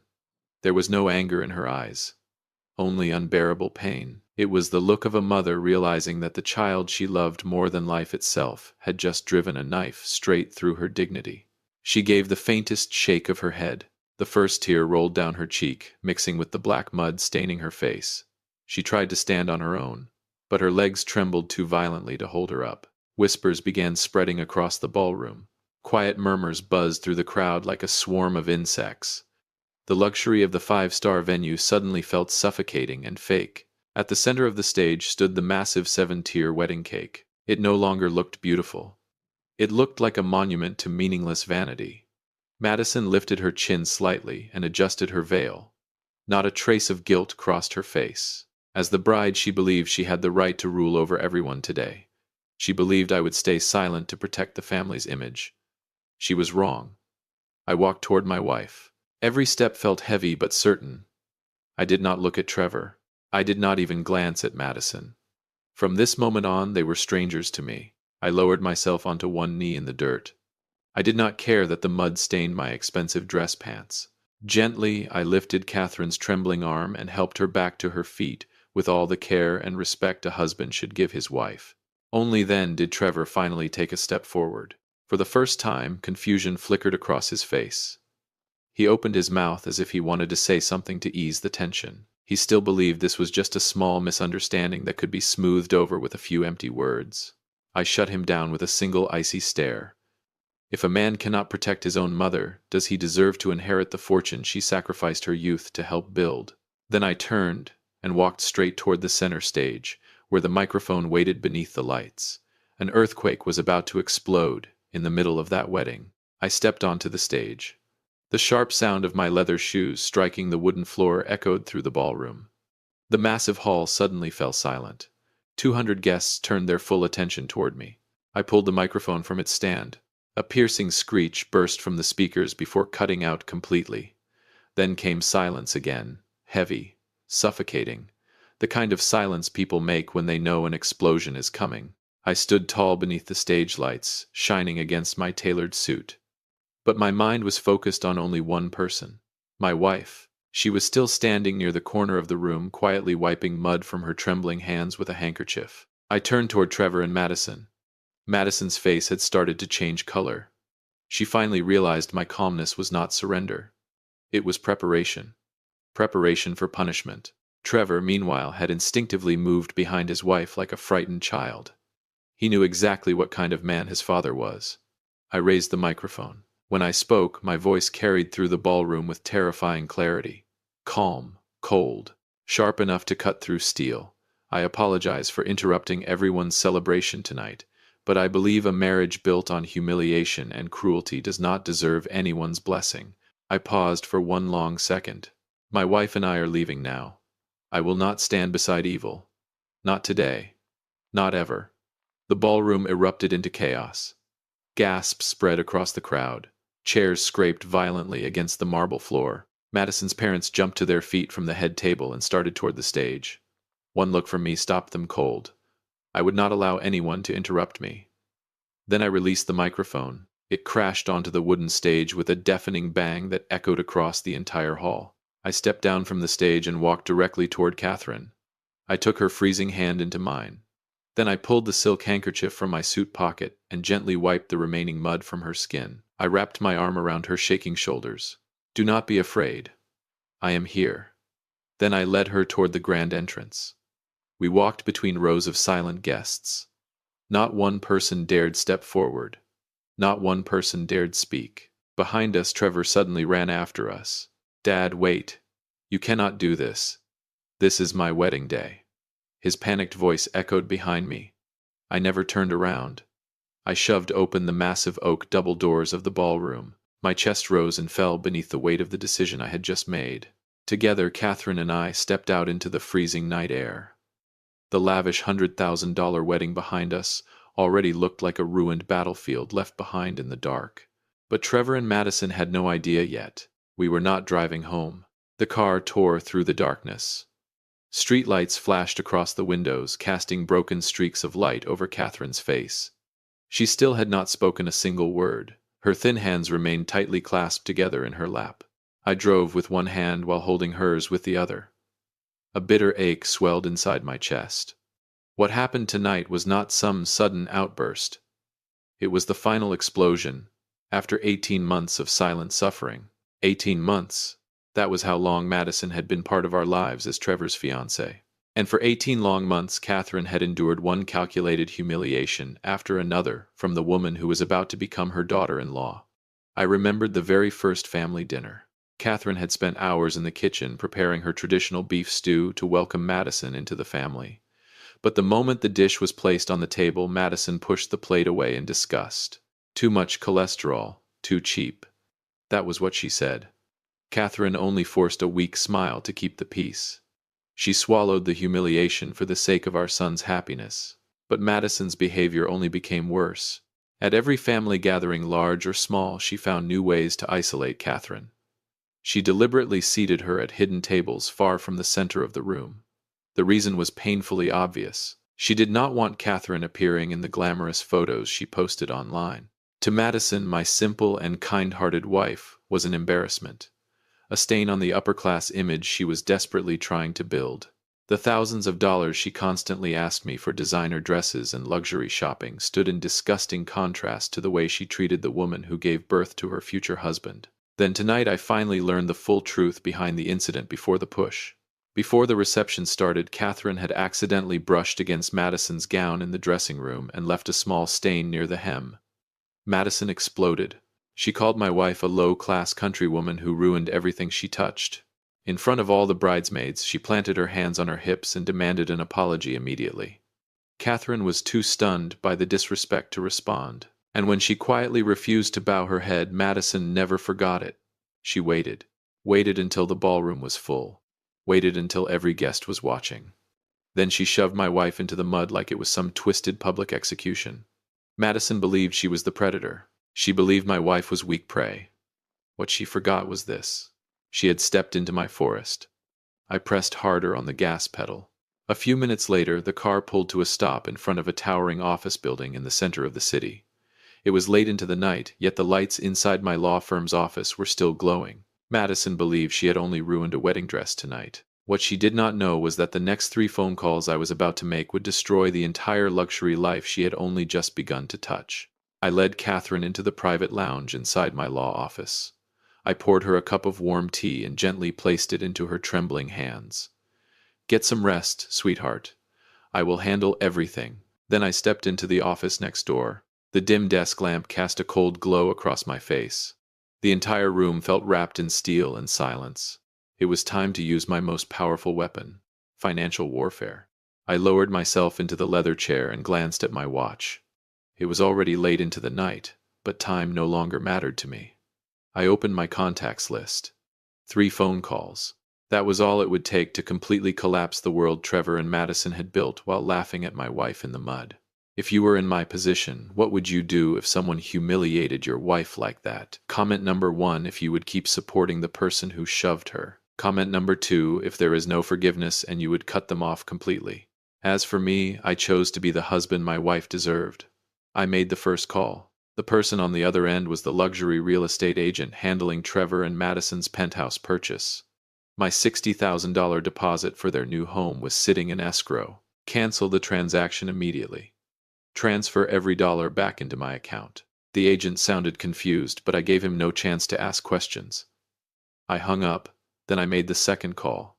This one went to the luxury event and travel company. Not long ago I had happily signed the checks to help give them the perfect life. Not anymore. Cancel the $42,000 sponsorship package. The imported flowers. The celebrity photographers. The upgraded honeymoon package in Italy. All of it. No flowers. No glamorous photos. And absolutely no Italy. Then came the third call. My bank director answered immediately. Freeze Trevor's supplemental credit card effective now. Just like that, more than $200,000 in financial support vanished within 10 minutes.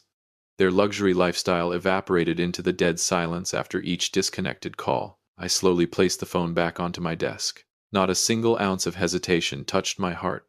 Madison wanted to play queen with my money while humiliating my wife. Pathetic. That night, the two of them were probably still drowning in champagne and celebrating what they believed was their victory.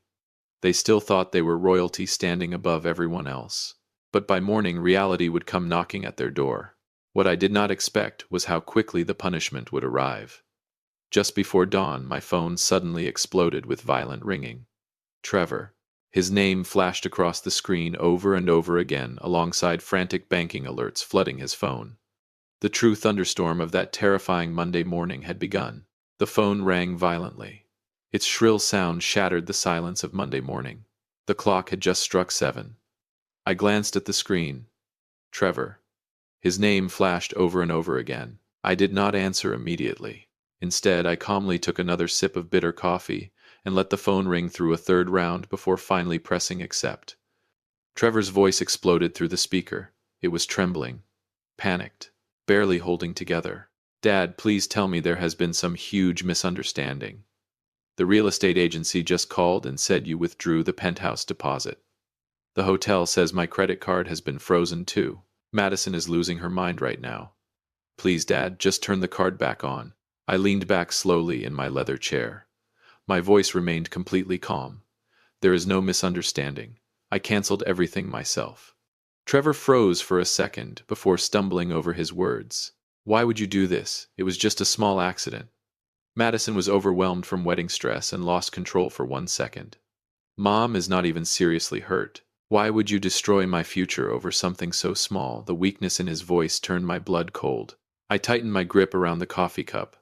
When I answered, my tone was still calm, but beneath it sat pure steel. An accident. I may not understand modern technology, but I am not blind. I saw her shove your mother, and more importantly, I saw you laugh. You stood there watching your own mother lying in the mud while whispering jokes into your wife's ear. Silence. Complete silence. In the background, I could hear Madison screaming hysterically inside the hotel suite. Glass shattered somewhere behind him. Something heavy slammed against the wall. Trevor spoke again, desperate now. I was not laughing at Mom. I was just trying to calm Madison down. Dad, please, you have to help us. The landlord said if we do not replace the deposit today, we are getting kicked out. I slowly stood up and walked toward the office window overlooking the busy streets below. Yesterday they had looked like royalty. Today they sounded like beggars. I gave him one final sentence before ending the call. Tell your wife to pay the rent with her tears. My money will never support ungrateful people. Then I disconnected. I temporarily blocked Trevor's number. Deep down, I already knew this would not end quietly. Madison's pride would never allow her to accept humiliation without striking back. But what Madison could never imagine was this.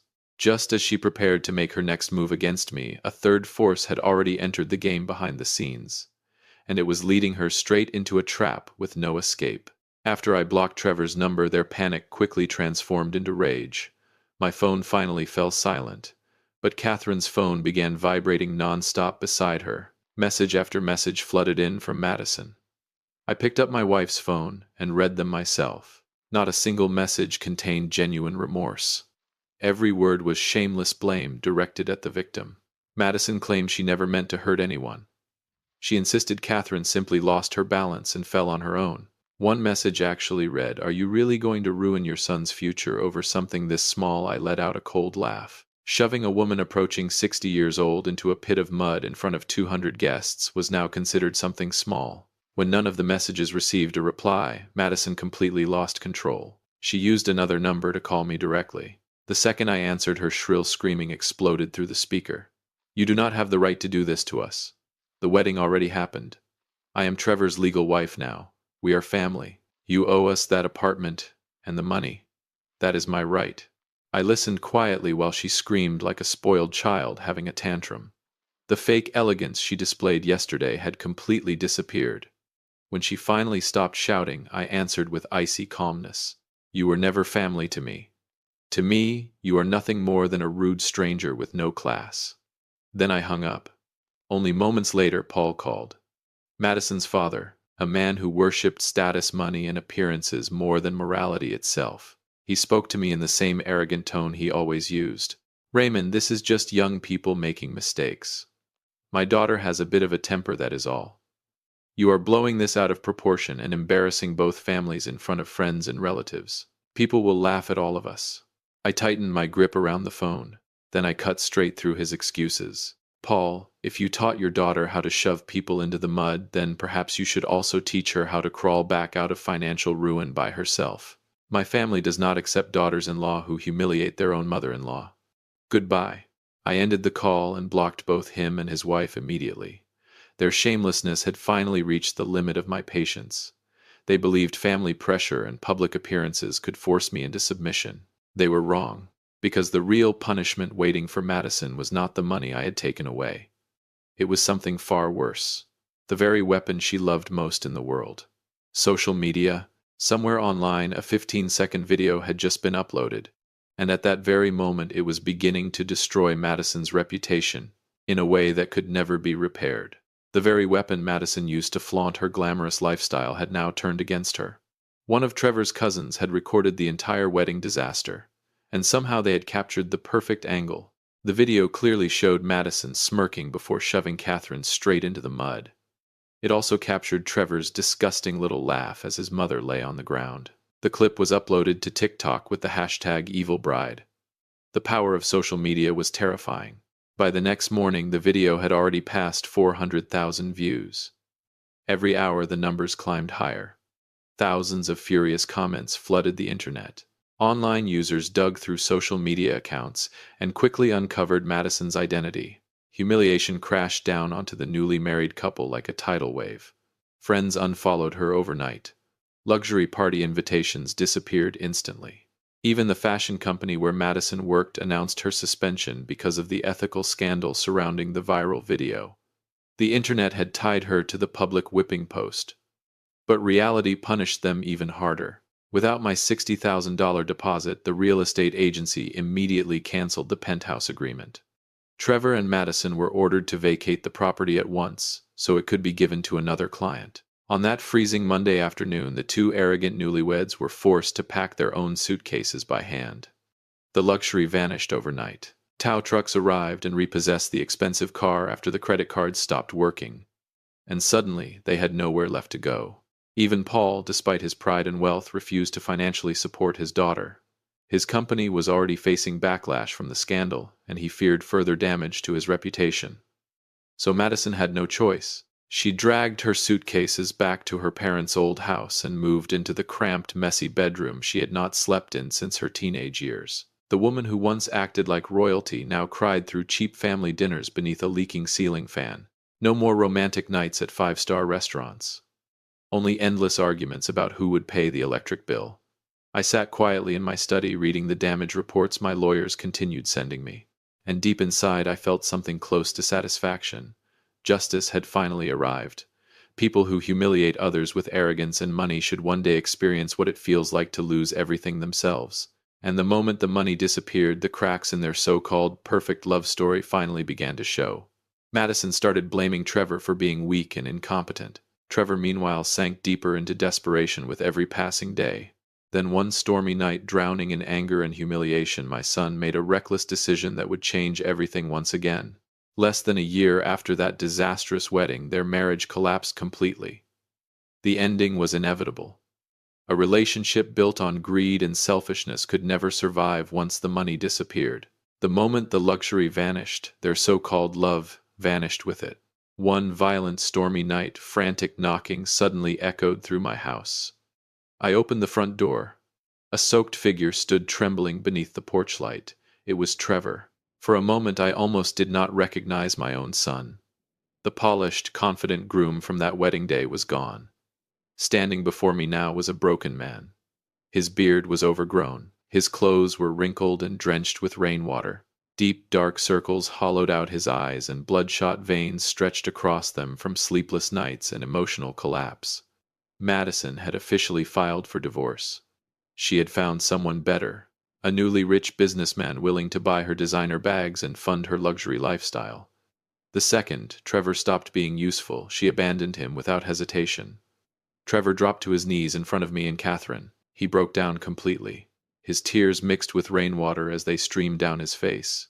Mom, Dad, I am sorry. I am truly sorry. At the wedding, I froze because I was a coward. I was terrified. Madison would make a scene and destroy the image of the party. I was selfish. I betrayed Mom because I was weak. Catherine could not bear seeing her son in that condition. She immediately burst into tears and stepped forward, ready to embrace him. But I raised my hand and stopped her. My heart ached deeply, but the experience of a father forced me to stay clear-minded. I could not allow sympathy to destroy the lesson Trevor desperately needed to learn. I stared directly into my son's eyes. The cold steel calmness returned once again. Do you understand where you truly failed? You failed because you valued your mother's dignity less than the pride of a cruel woman. Trevor lowered his head in shame. In the end, I allowed him to come home, but I did not give him a single dollar in cash. I refused to finance weakness and dependency. The next morning, I returned to my attorney's office once again. I ordered a complete revision of my will and estate protections. This time I established an extremely strict legal trust. Trevor would only inherit through tightly controlled protections, completely shielded from any future wife he might marry. Before receiving anything from me, he would first need to learn how to build a life with his own two hands. And surprisingly, Trevor accepted every condition without complaint.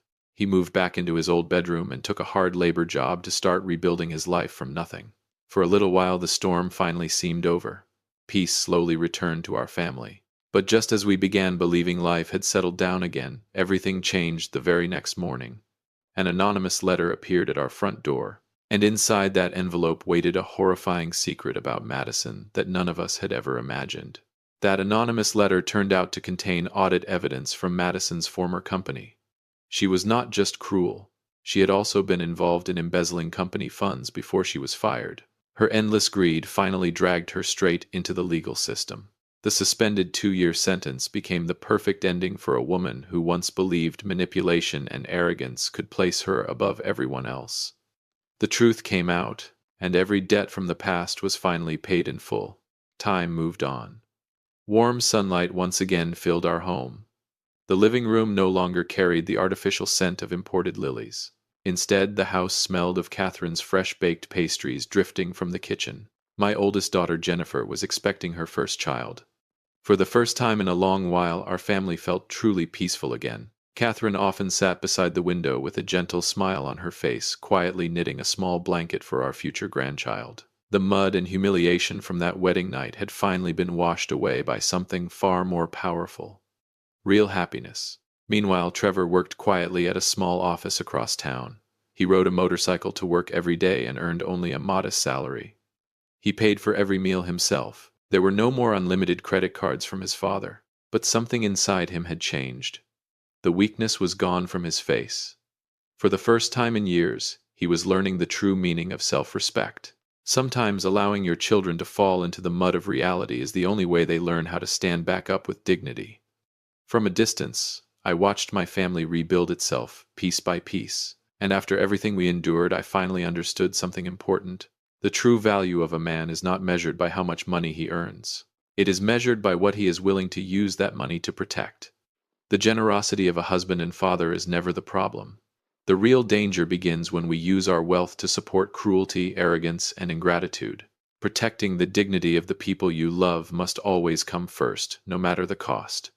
Because the moment you tolerate evil just to protect appearances, that evil will eventually consume your entire family. Always be the strongest and most unshakable protector for the person who stood beside you through life's hardest years. If this story about dignity, justice, and family touched your heart, make sure to subscribe so you do not miss the next powerful lesson. And do not look away from the video appearing on your screen right now. There are many more unforgettable stories waiting for you. Click it, and I will tell you another one.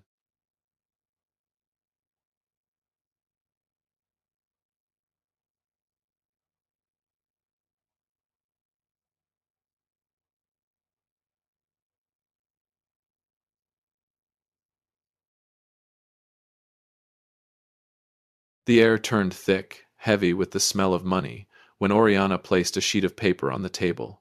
It was a draft budget for the wedding, something I had never seen in my entire 69 years. A number at the bottom of the page made me narrow my eyes. $900,000. She did not even blink as she slid it toward me. Meanwhile, I sat there confused, unable to grasp what kind of problem had just appeared in front of me. Welcome back to Dad's Real Life Revenge. This is a very strange story. The groom's family demanding wedding money from the bride's side. Subscribe and leave a comment with the number 8 so we can begin this story together. I was sitting at Coastal Pearl, a restaurant where the sound of waves outside the balcony rolled in softly like the heartbeat of a storm slowly approaching. Across from me sat Oriana Whitfield, the future mother-in-law of my daughter. She looked like she had stepped straight out of a luxury magazine. Her hair was tied in a flawless high bun without a single strand out of place. The diamond ring on her finger was so large, I felt like it could anchor a small boat. But her eyes were different. Cold. Calculating. They were not the eyes of a woman about to become family. They were the eyes of a hunter measuring the weight of its prey. I took a sip of white wine. The sharp bitterness settled on my tongue. Oriana kept talking endlessly about her family lineage in Greenwich, about gala evenings at Yale, about traditional values that people like me, in her words, would never truly understand. My daughter Emma sat beside me. She held tightly to the hand of her fiancé Kane.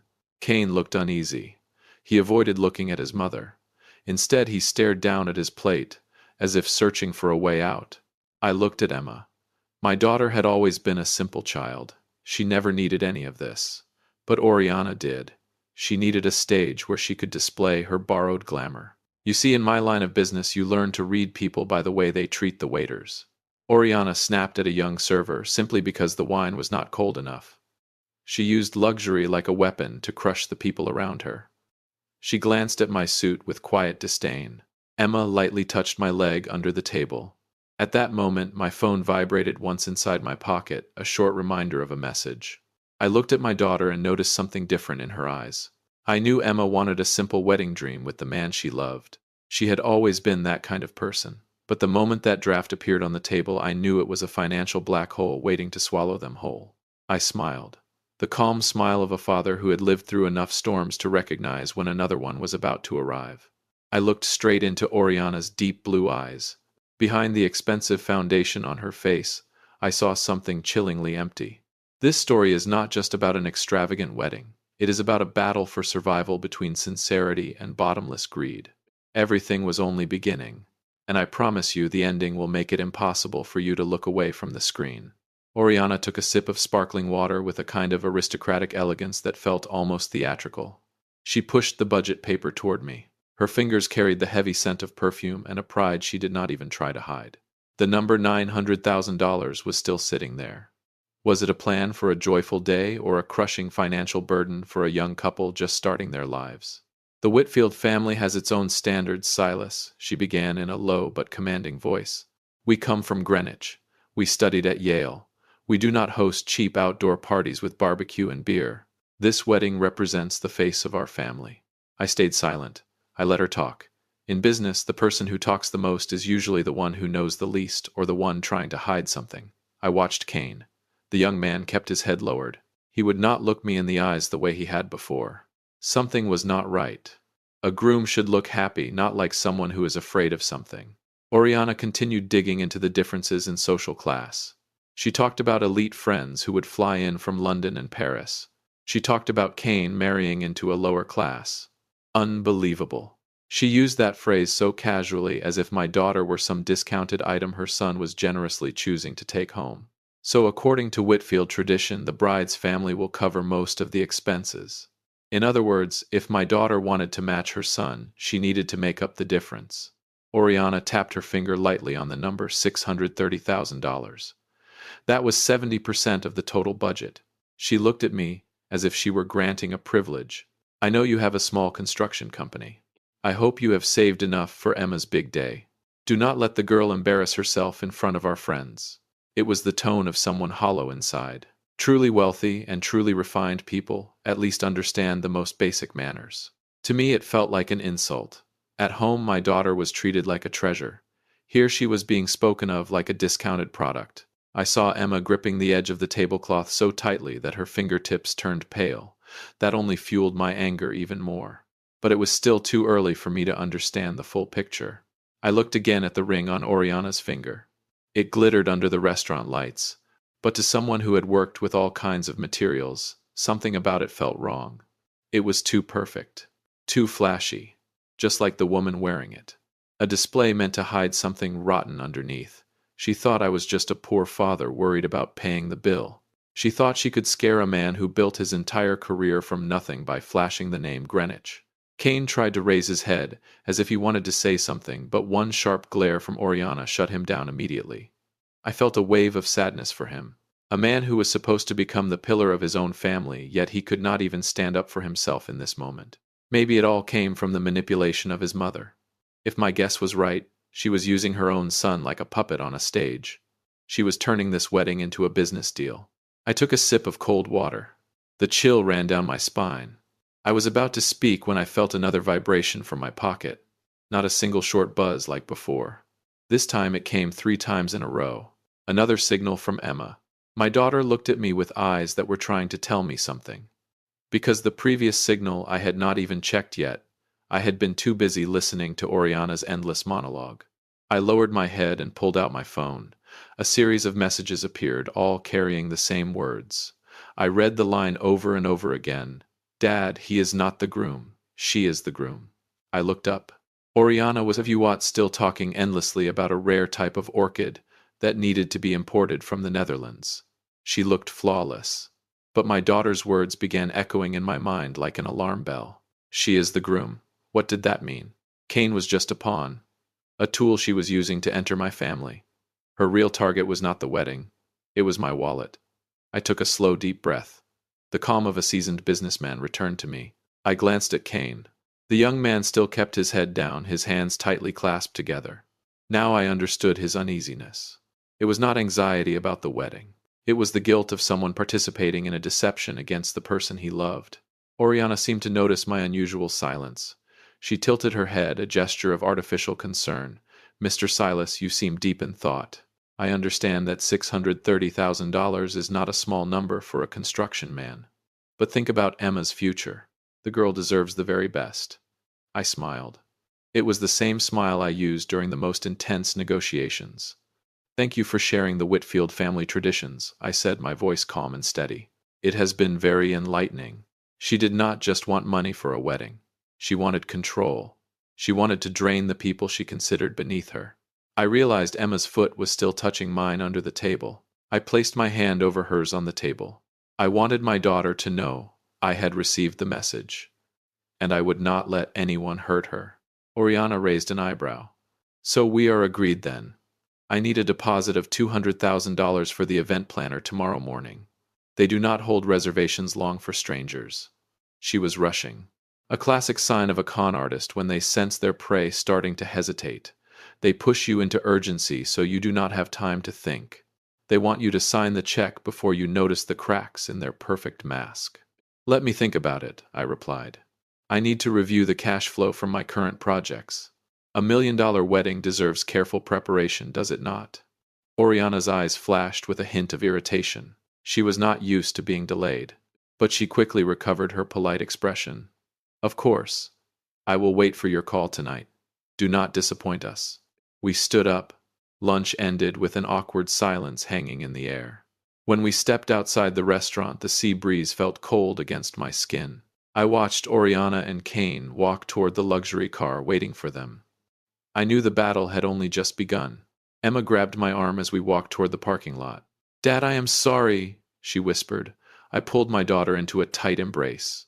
"There is nothing to apologize for, Princess. I have seen everything I needed to see. Now I had a new mission. I needed to find out who Oriana Whitfield really was, and why Kane said she was the groom. The answer lay somewhere. that her money could not hide. I took out my phone and dialed a number I had not called in years. Why would a mother be willing to use her own son as bait? And what terrible secret was Kane hiding about his family? The discoveries made by Detective Joe Russo would make you shiver at the cruelty of this woman. Oriana's car disappeared behind the line of trees. I stood there tasting the salt of the sea and the bitterness of betrayal. Emma slid into the passenger seat of my car. She was not crying. She simply stared straight ahead into the empty distance. A heavy silence filled the air. I did not start the engine right away. I needed to hear the truth. Dad, Kane tried to warn me, Emma finally said. Her voice was thin like a fragile thread. He loves me, but he is her slave. A slave of flesh and blood. I tightened my grip on the steering wheel. The skin on my hands turned pale. Tell me about that message, I said firmly. Emma turned toward me. Her eyes were red. Kane said the Whitfield family is a lie. They have no trust fund. They have no mansion in Greenwich. Everything she wears, the car she drives, all of it is rented with the last dollars taken from her previous victims. She is not looking for a daughter-in-law. She is looking for a sponsor for her decaying luxury lifestyle. Kane has been manipulated since he was a child. She holds secrets about him. She threatens to destroy his life if he does not help her carry out this scheme. He calls her the groom because she is the one who decides every move. Kane is only a shadow. A shock ran down my spine. This was not a wedding. This was an armed robbery, except the weapons were marriage papers and empty promises. Oriana was a con artist. She used the emotions of young people to drain the parents who loved them. My anger slowly gave way to clarity. I remembered Kane's eyes in the restaurant. That silent plea now made sense. He wanted to escape, but Oriana's cage was too strong. He truly loved Emma. And because of that love, he risked everything to send her a warning under the table. I started the engine. The motor roared to life with determination. We will not let her win, I said. But we need proof. We need to know how many families this monster has passed through before reaching us. Emma looked at me, worry clear on her face. What are we going to do, Dad? They are professionals. They have good lawyers. They have perfect fake documents. I gently tapped my daughter's hand. They may have professionalism, but I have the truth. And I have old friends who never forget a debt. I drove toward the center of the city. In my mind, a plan was already forming. A plan not only to protect Emma, but also to bring justice for the people she had drained before us. Oriana thought she had found a wealthy and gullible builder. She did not know that builders are the people who know exactly how to tear down rotten structures from the foundation. I stopped the car in front of an old building. This was where Joe Russo worked, a former detective with a mind like a computer. If anyone could rip the mask off Oriana Whitfield, it would be him. Before stepping inside, I looked at Emma one last time. I promise you this wedding will still happen, but not the way she wants it to. It will be a wedding of freedom. I pushed open the heavy wooden door of Joe Russo's office.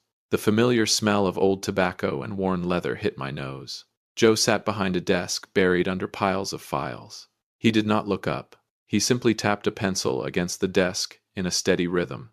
I had known Joe for 20 years back, when he was a detective with a reputation as a bloodhound who never gave up.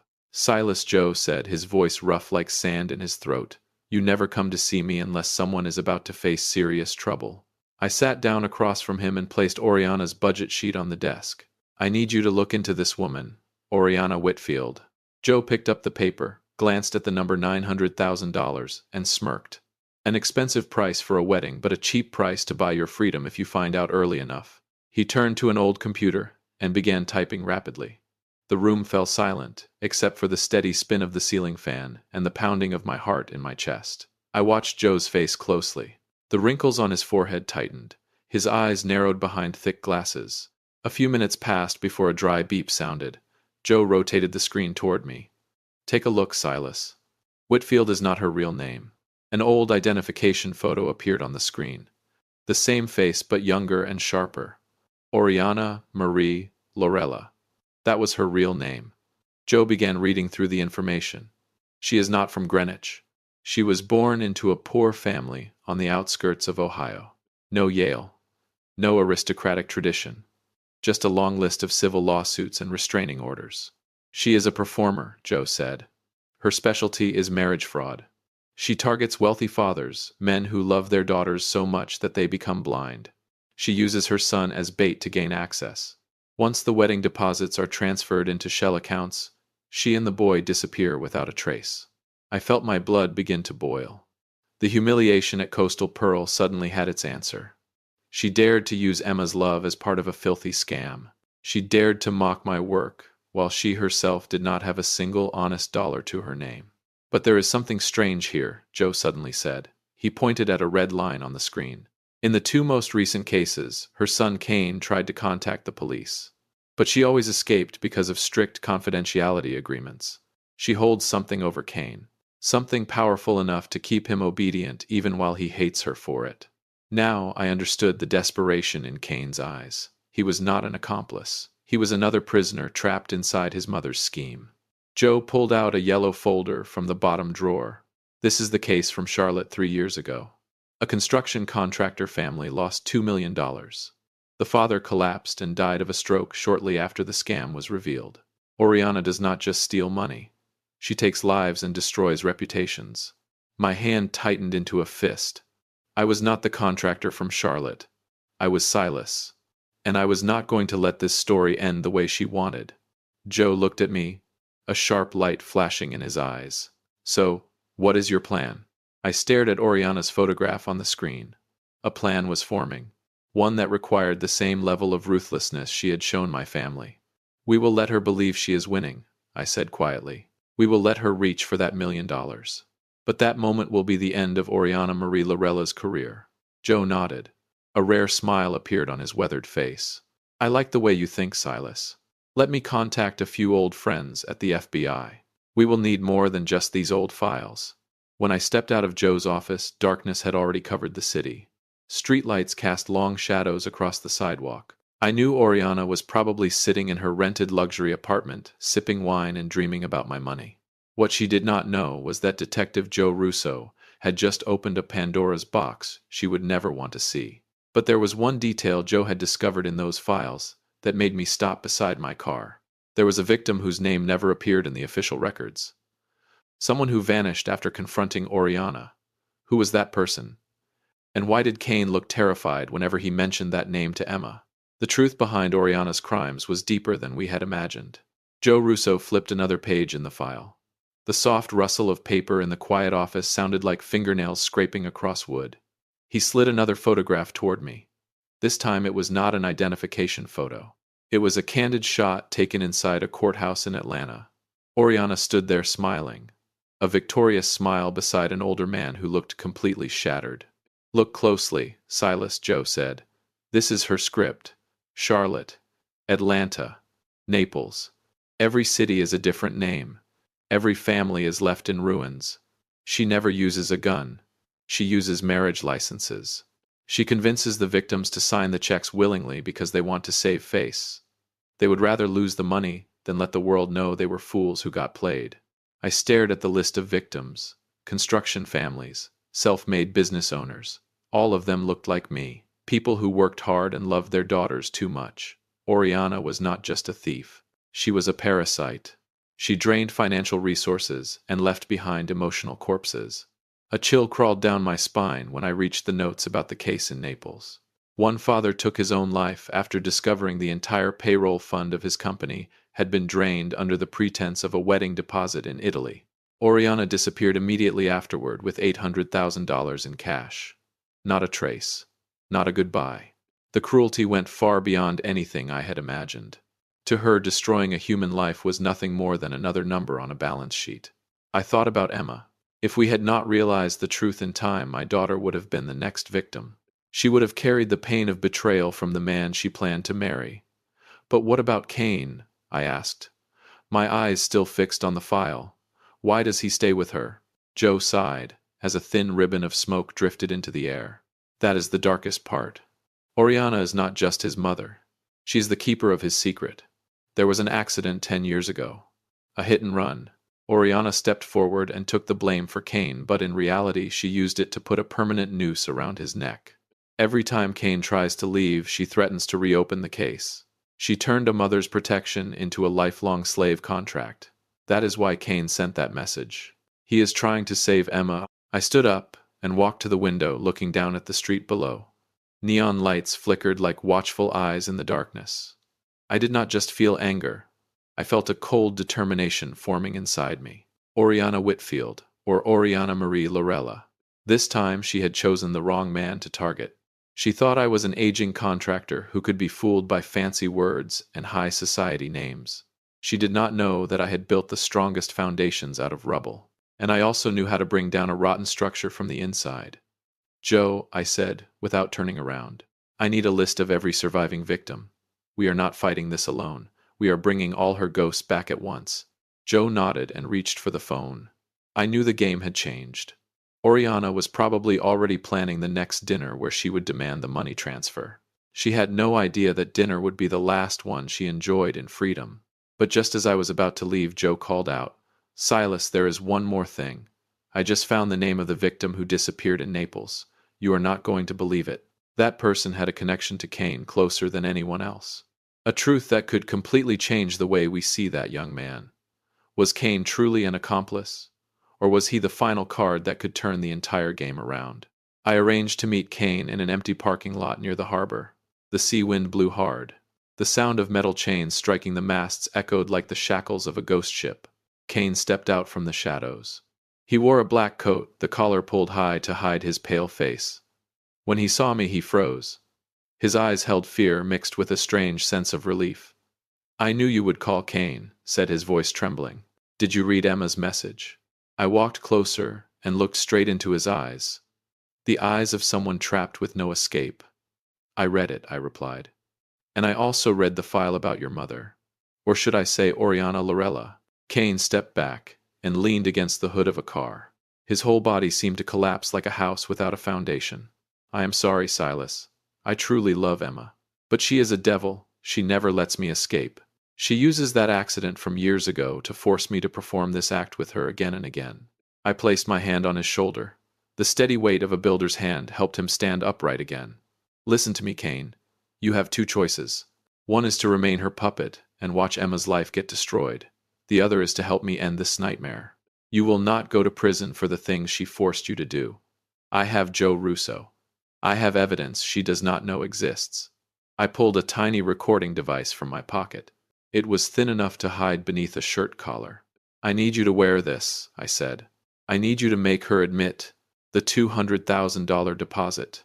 I need her to talk about the families in Charlotte and Naples." Cain stared at the recorder as if it were a ticking bomb. "If she finds it, she will kill me," he whispered. I looked directly into his eyes. "If you do nothing, you will kill yourself slowly every day when you look at Emma. Choose." Cain stayed silent for a long moment. Waves crashed loudly against the rocks. Then he took the device from my hand. His hands were no longer shaking. "I will do it," he said firmly. "I want to be free. I want to deserve Emma." If you have been listening for a while and want stories like this to keep coming, it would really help if you hit the like button and subscribe. 97% of people never do, but it is what keeps this entire channel alive. I helped Cain hide the device inside his shirt. I showed him how to press the hidden activation button. "We only have one chance," I warned him. "Tomorrow night at the family dinner, when she asks me to sign the check, that is when you act. Use her own arrogance to lead her into the trap." Cain nodded. Then he turned and disappeared into the darkness. I stood there alone, feeling the restless pulse of the plan beginning to move. This was a gamble. If Cain betrayed me, I would lose everything. But I chose to believe the 6 words Emma had sent. I chose to believe that love could be stronger than the manipulation of a con artist. I returned to my car. My phone lit up with a message from Oriana. An address for a luxury restaurant tomorrow night. A sweet note about the bright future of our 2 families. She was still dreaming about the $1 million. She did not know the noose was slowly tightening around her own neck. But just as I was about to drive away, another black car slowly rolled out from the dark corner of the parking lot. It had been there the whole time. Had someone been watching our meeting? And if Oriana already knew about our plan, would Cain even survive long enough to walk into that dinner tomorrow night? The luxury restaurant was strangely quiet. Candlelight flickered across the polished silverware on the table. Oriana sat there in a deep red velvet dress. She looked like a queen waiting to receive tribute. Cain sat beside her. He wore the shirt where I had hidden the recorder. His face was stiff. I saw a bead of sweat sliding down his temple. Silas, you look tired, Oriana said sweetly. She raised her glass of wine. Perhaps preparing $1,050,000 has been exhausting for you. Do not worry. Once we become family, it will all be worth it. I looked straight into her eyes. I took out my checkbook and placed it on the table. I prepared the first $200,000 as you requested. But I do have a few questions about the wedding insurance fund you mentioned. Why is the beneficiary account registered to a company in Naples? Oriana froze for a fraction of a second. Then she laughed. A professional laugh. Oh, that is simply a legal structure for tax purposes. In Greenwich, we always optimize our financial flows. You would not want your money wasted on the government, would you? She pulled out a stack of invoices. All of them were fake bills from non-existent vendors. She enthusiastically described enormous costs for flowers, musicians, and private security teams. She had no idea that every word she spoke was being transmitted directly to Joe Russo and the investigators sitting inside a van in the parking lot. Suddenly, Kane spoke. His voice trembled slightly, but it was clear. Mom, do we really need that much cash? Emma's father has already been generous. Why not transfer the money directly to the contractors? Oriana's eyes instantly turned cold. She looked at her son, as if he were a traitor. Darling, you should focus on being a good groom. Leave financial matters to the adults. Then she turned back to me, trying to recover her calm expression. You see, young people sometimes fail to understand the value of discretion. I slid the check toward her. I had signed it, but I had not written the amount yet. I would like to hear again about Charlotte. You said your family has strong connections there. Will any of those friends attend the wedding? The name Charlotte made Oriana stiffen. The wine glass in her hand trembled, red liquid spilling over the rim. Why would you mention that place? She asked, her voice dropping into a threat. I smiled. The smile of a builder who had just discovered the fatal crack in a wall. Because I recently met an old friend of yours from there. He said you owe him an apology. And about $2 million. The atmosphere in the room collapsed instantly. Oriana's aristocratic mask vanished. She leaned forward, her eyes blazing like a trapped animal. Who do you think you are? You are nothing but a lowly builder. You have no right to question me. She snatched the check from the table. But at that exact moment, Kane stood up. He reached inside his collar and ripped the recording device free, dropping it directly onto Oriana's plate. It is over, Mom, Kane said. His voice now carried relief and strength. The FBI has heard everything. Oriana's face turned from red to ghostly pale. She stared at the tiny device, blinking with a red light. Then she looked around the room. The waiters who had been standing quietly suddenly moved closer. They were not waiters. They were undercover agents. Oriana jumped to her feet and rushed toward the back exit. But she stopped abruptly when someone stepped in from the bright doorway. It was not a police officer. It was a middle-aged man with a long scar across his forehead. The missing victim from Naples that Joe Russo had mentioned. The moment Oriana saw him, she let out a horrified cry, as if she had seen a ghost. They believed gray hair meant we had forgotten how to fight. But the truth did not end with an arrest. Another explosive secret about the real connection between this man, Oriana, and Kane was about to be revealed right there in the middle of the room. The man who stepped out of the shadows was Arthur. The victim everyone thought had disappeared in Naples. Oriana stepped backward. The color drained from her face. The expensive foundation on her skin could not hide the terror twisting through every muscle. She stumbled over a chair and collapsed onto the floor. Agents closed in. The metallic sound of handcuffs snapped through the room. Click. It is over, Oriana, I said. My voice was cold as steel. Did you really think you could bury everything under silk and luxury? Oriana showed no remorse. She glared at Kane with burning hatred. Traitor. I gave birth to you. I pulled you out of the mud. She screamed as the agents dragged her past the elegant dining tables. But Kane did not look back. He stood beside Emma. Their hands were tightly intertwined. For the first time in years, I saw his shoulders relax. The weight of slavery had finally been lifted. The trial lasted 11 months. It was a journey through darkness. Joe Russo worked without rest. He brought a long line of victims into the courtroom. Fathers with white hair. Families ruined by bankruptcy. Mothers who had lost their children to the cruelty of this woman. Oriana sat there in an orange prison uniform. No diamond anchor ring. No elegant speeches about Yale or Greenwich. She still tried to perform. She blamed circumstances. She blamed Kane. She claimed she was only a victim of a money-obsessed society. But numbers do not lie. The recordings from Kane's microphone exposed everything. Every fake invoice. Every plan to drain money from another family. Everything stood in the open like daylight. The final verdict left the courtroom silent. Oriana received 15 years in prison with no parole. Roger, the accomplice behind the shell accounts, received 12 years. When the judge struck the gavel, I saw a single tear slide down Kane's cheek. It was not pity, it was the relief of a soul finally escaping hell. It seemed like everything had finally ended. Justice had been served. The criminals had paid the price. But when we stepped outside the courthouse, surrounded by reporters and former victims embracing each other in tears, Arthur approached me. He handed me an old piece of paper that had been found in Oriana's archive. He looked at Kane, then back at me with a complicated expression. "Silas, you should read this," Arthur whispered. "This is why she kept Kane under control all these years. It is not only about the accident from years ago." I unfolded the paper. Crooked handwriting from more than 20 years ago appeared on the page. My breath caught in my throat. It was a secret about blood, a truth Kane himself had never known, a revelation that could completely redefine the meaning of family we had fought so hard to protect. Sometimes the greatest victory is not putting a criminal behind bars. Sometimes it is facing the truth about the people we love most.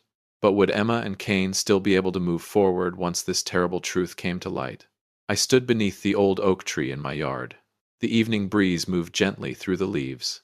There were no elegant wine glasses clinking together. No unfamiliar guests from Paris or London. Only the laughter of a few close friends, and the smell of freshly cut grass. Emma stepped out wearing a simple white dress. It did not cost thousands of dollars, yet it shined brighter than anything Oriana had ever worn. The paper Arthur gave me still rested quietly in my jacket pocket. The secret about Kane being the real son of one of Oriana's first victims had finally been revealed. She had not only stolen his future, she had stolen his identity when he was still a child and raised him as a tool for her scams. I looked at Kane. He stood waiting for Emma beside the wooden arch I had built with my own hands. He knew the truth now, and he had chosen to face it. Their wedding happened quickly. The entire ceremony cost $520 for the paperwork and a few bundles of wildflowers. When the pastor pronounced them, husband and wife, Kane turned toward me. His eyes were wet. "Thank you, Dad," he said softly. He no longer called me Mr. Silas. He called me Pop. One simple word, but it carried the weight of 1,000. It was recognition. It was the beginning of a real family. I looked toward the horizon. The dark clouds from the trial had finally passed. Oriana sat behind prison bars. She still showed no remorse. In the letters she sent from prison, she continued blaming her son. She called it betrayal. I called it awakening. A con artist will never understand that love cannot be measured by the numbers written on a wedding budget. When the celebration began, I sat alone in an old armchair. I reflected on everything that had happened. We are often blinded by glamour. We fear being seen as lower class. That fear is the fertile ground where people like Oriana plant their seeds. But I learned something valuable. When someone reveals their true character at the dinner table, believe them the first time. Do not paint over their cruelty with excuses. I lifted a glass of lemonade. The sour and sweet were perfectly balanced. Emma and Kane danced together on the grass. They did not have $1 million in their account, but they had each other. They had the truth. And they had a father willing to fight to the very end to protect that truth. I looked toward the imaginary camera in front of me. There was something I wanted to tell you. Life does not always deliver dramatic reversals like the movies. But if you keep your feet firmly on the ground, you will never be swept away by artificial tides. If you followed the story all the way to this moment, you probably felt something for it. So please take one small second to help us. Subscribe. Many people watch without doing it, but it costs you nothing. And it means everything to us. The story of the fake Whitfield family has come to an end, but the lessons about trust and awareness will remain. My name is Silas, and this is how I reclaimed my daughter's life. But have you ever wondered how many other Orianas might still be sitting across from you at a Sunday lunch table? The next secret I will reveal about another family of scammers is even more chilling. Are you ready for the next plan? Wait for the story next week.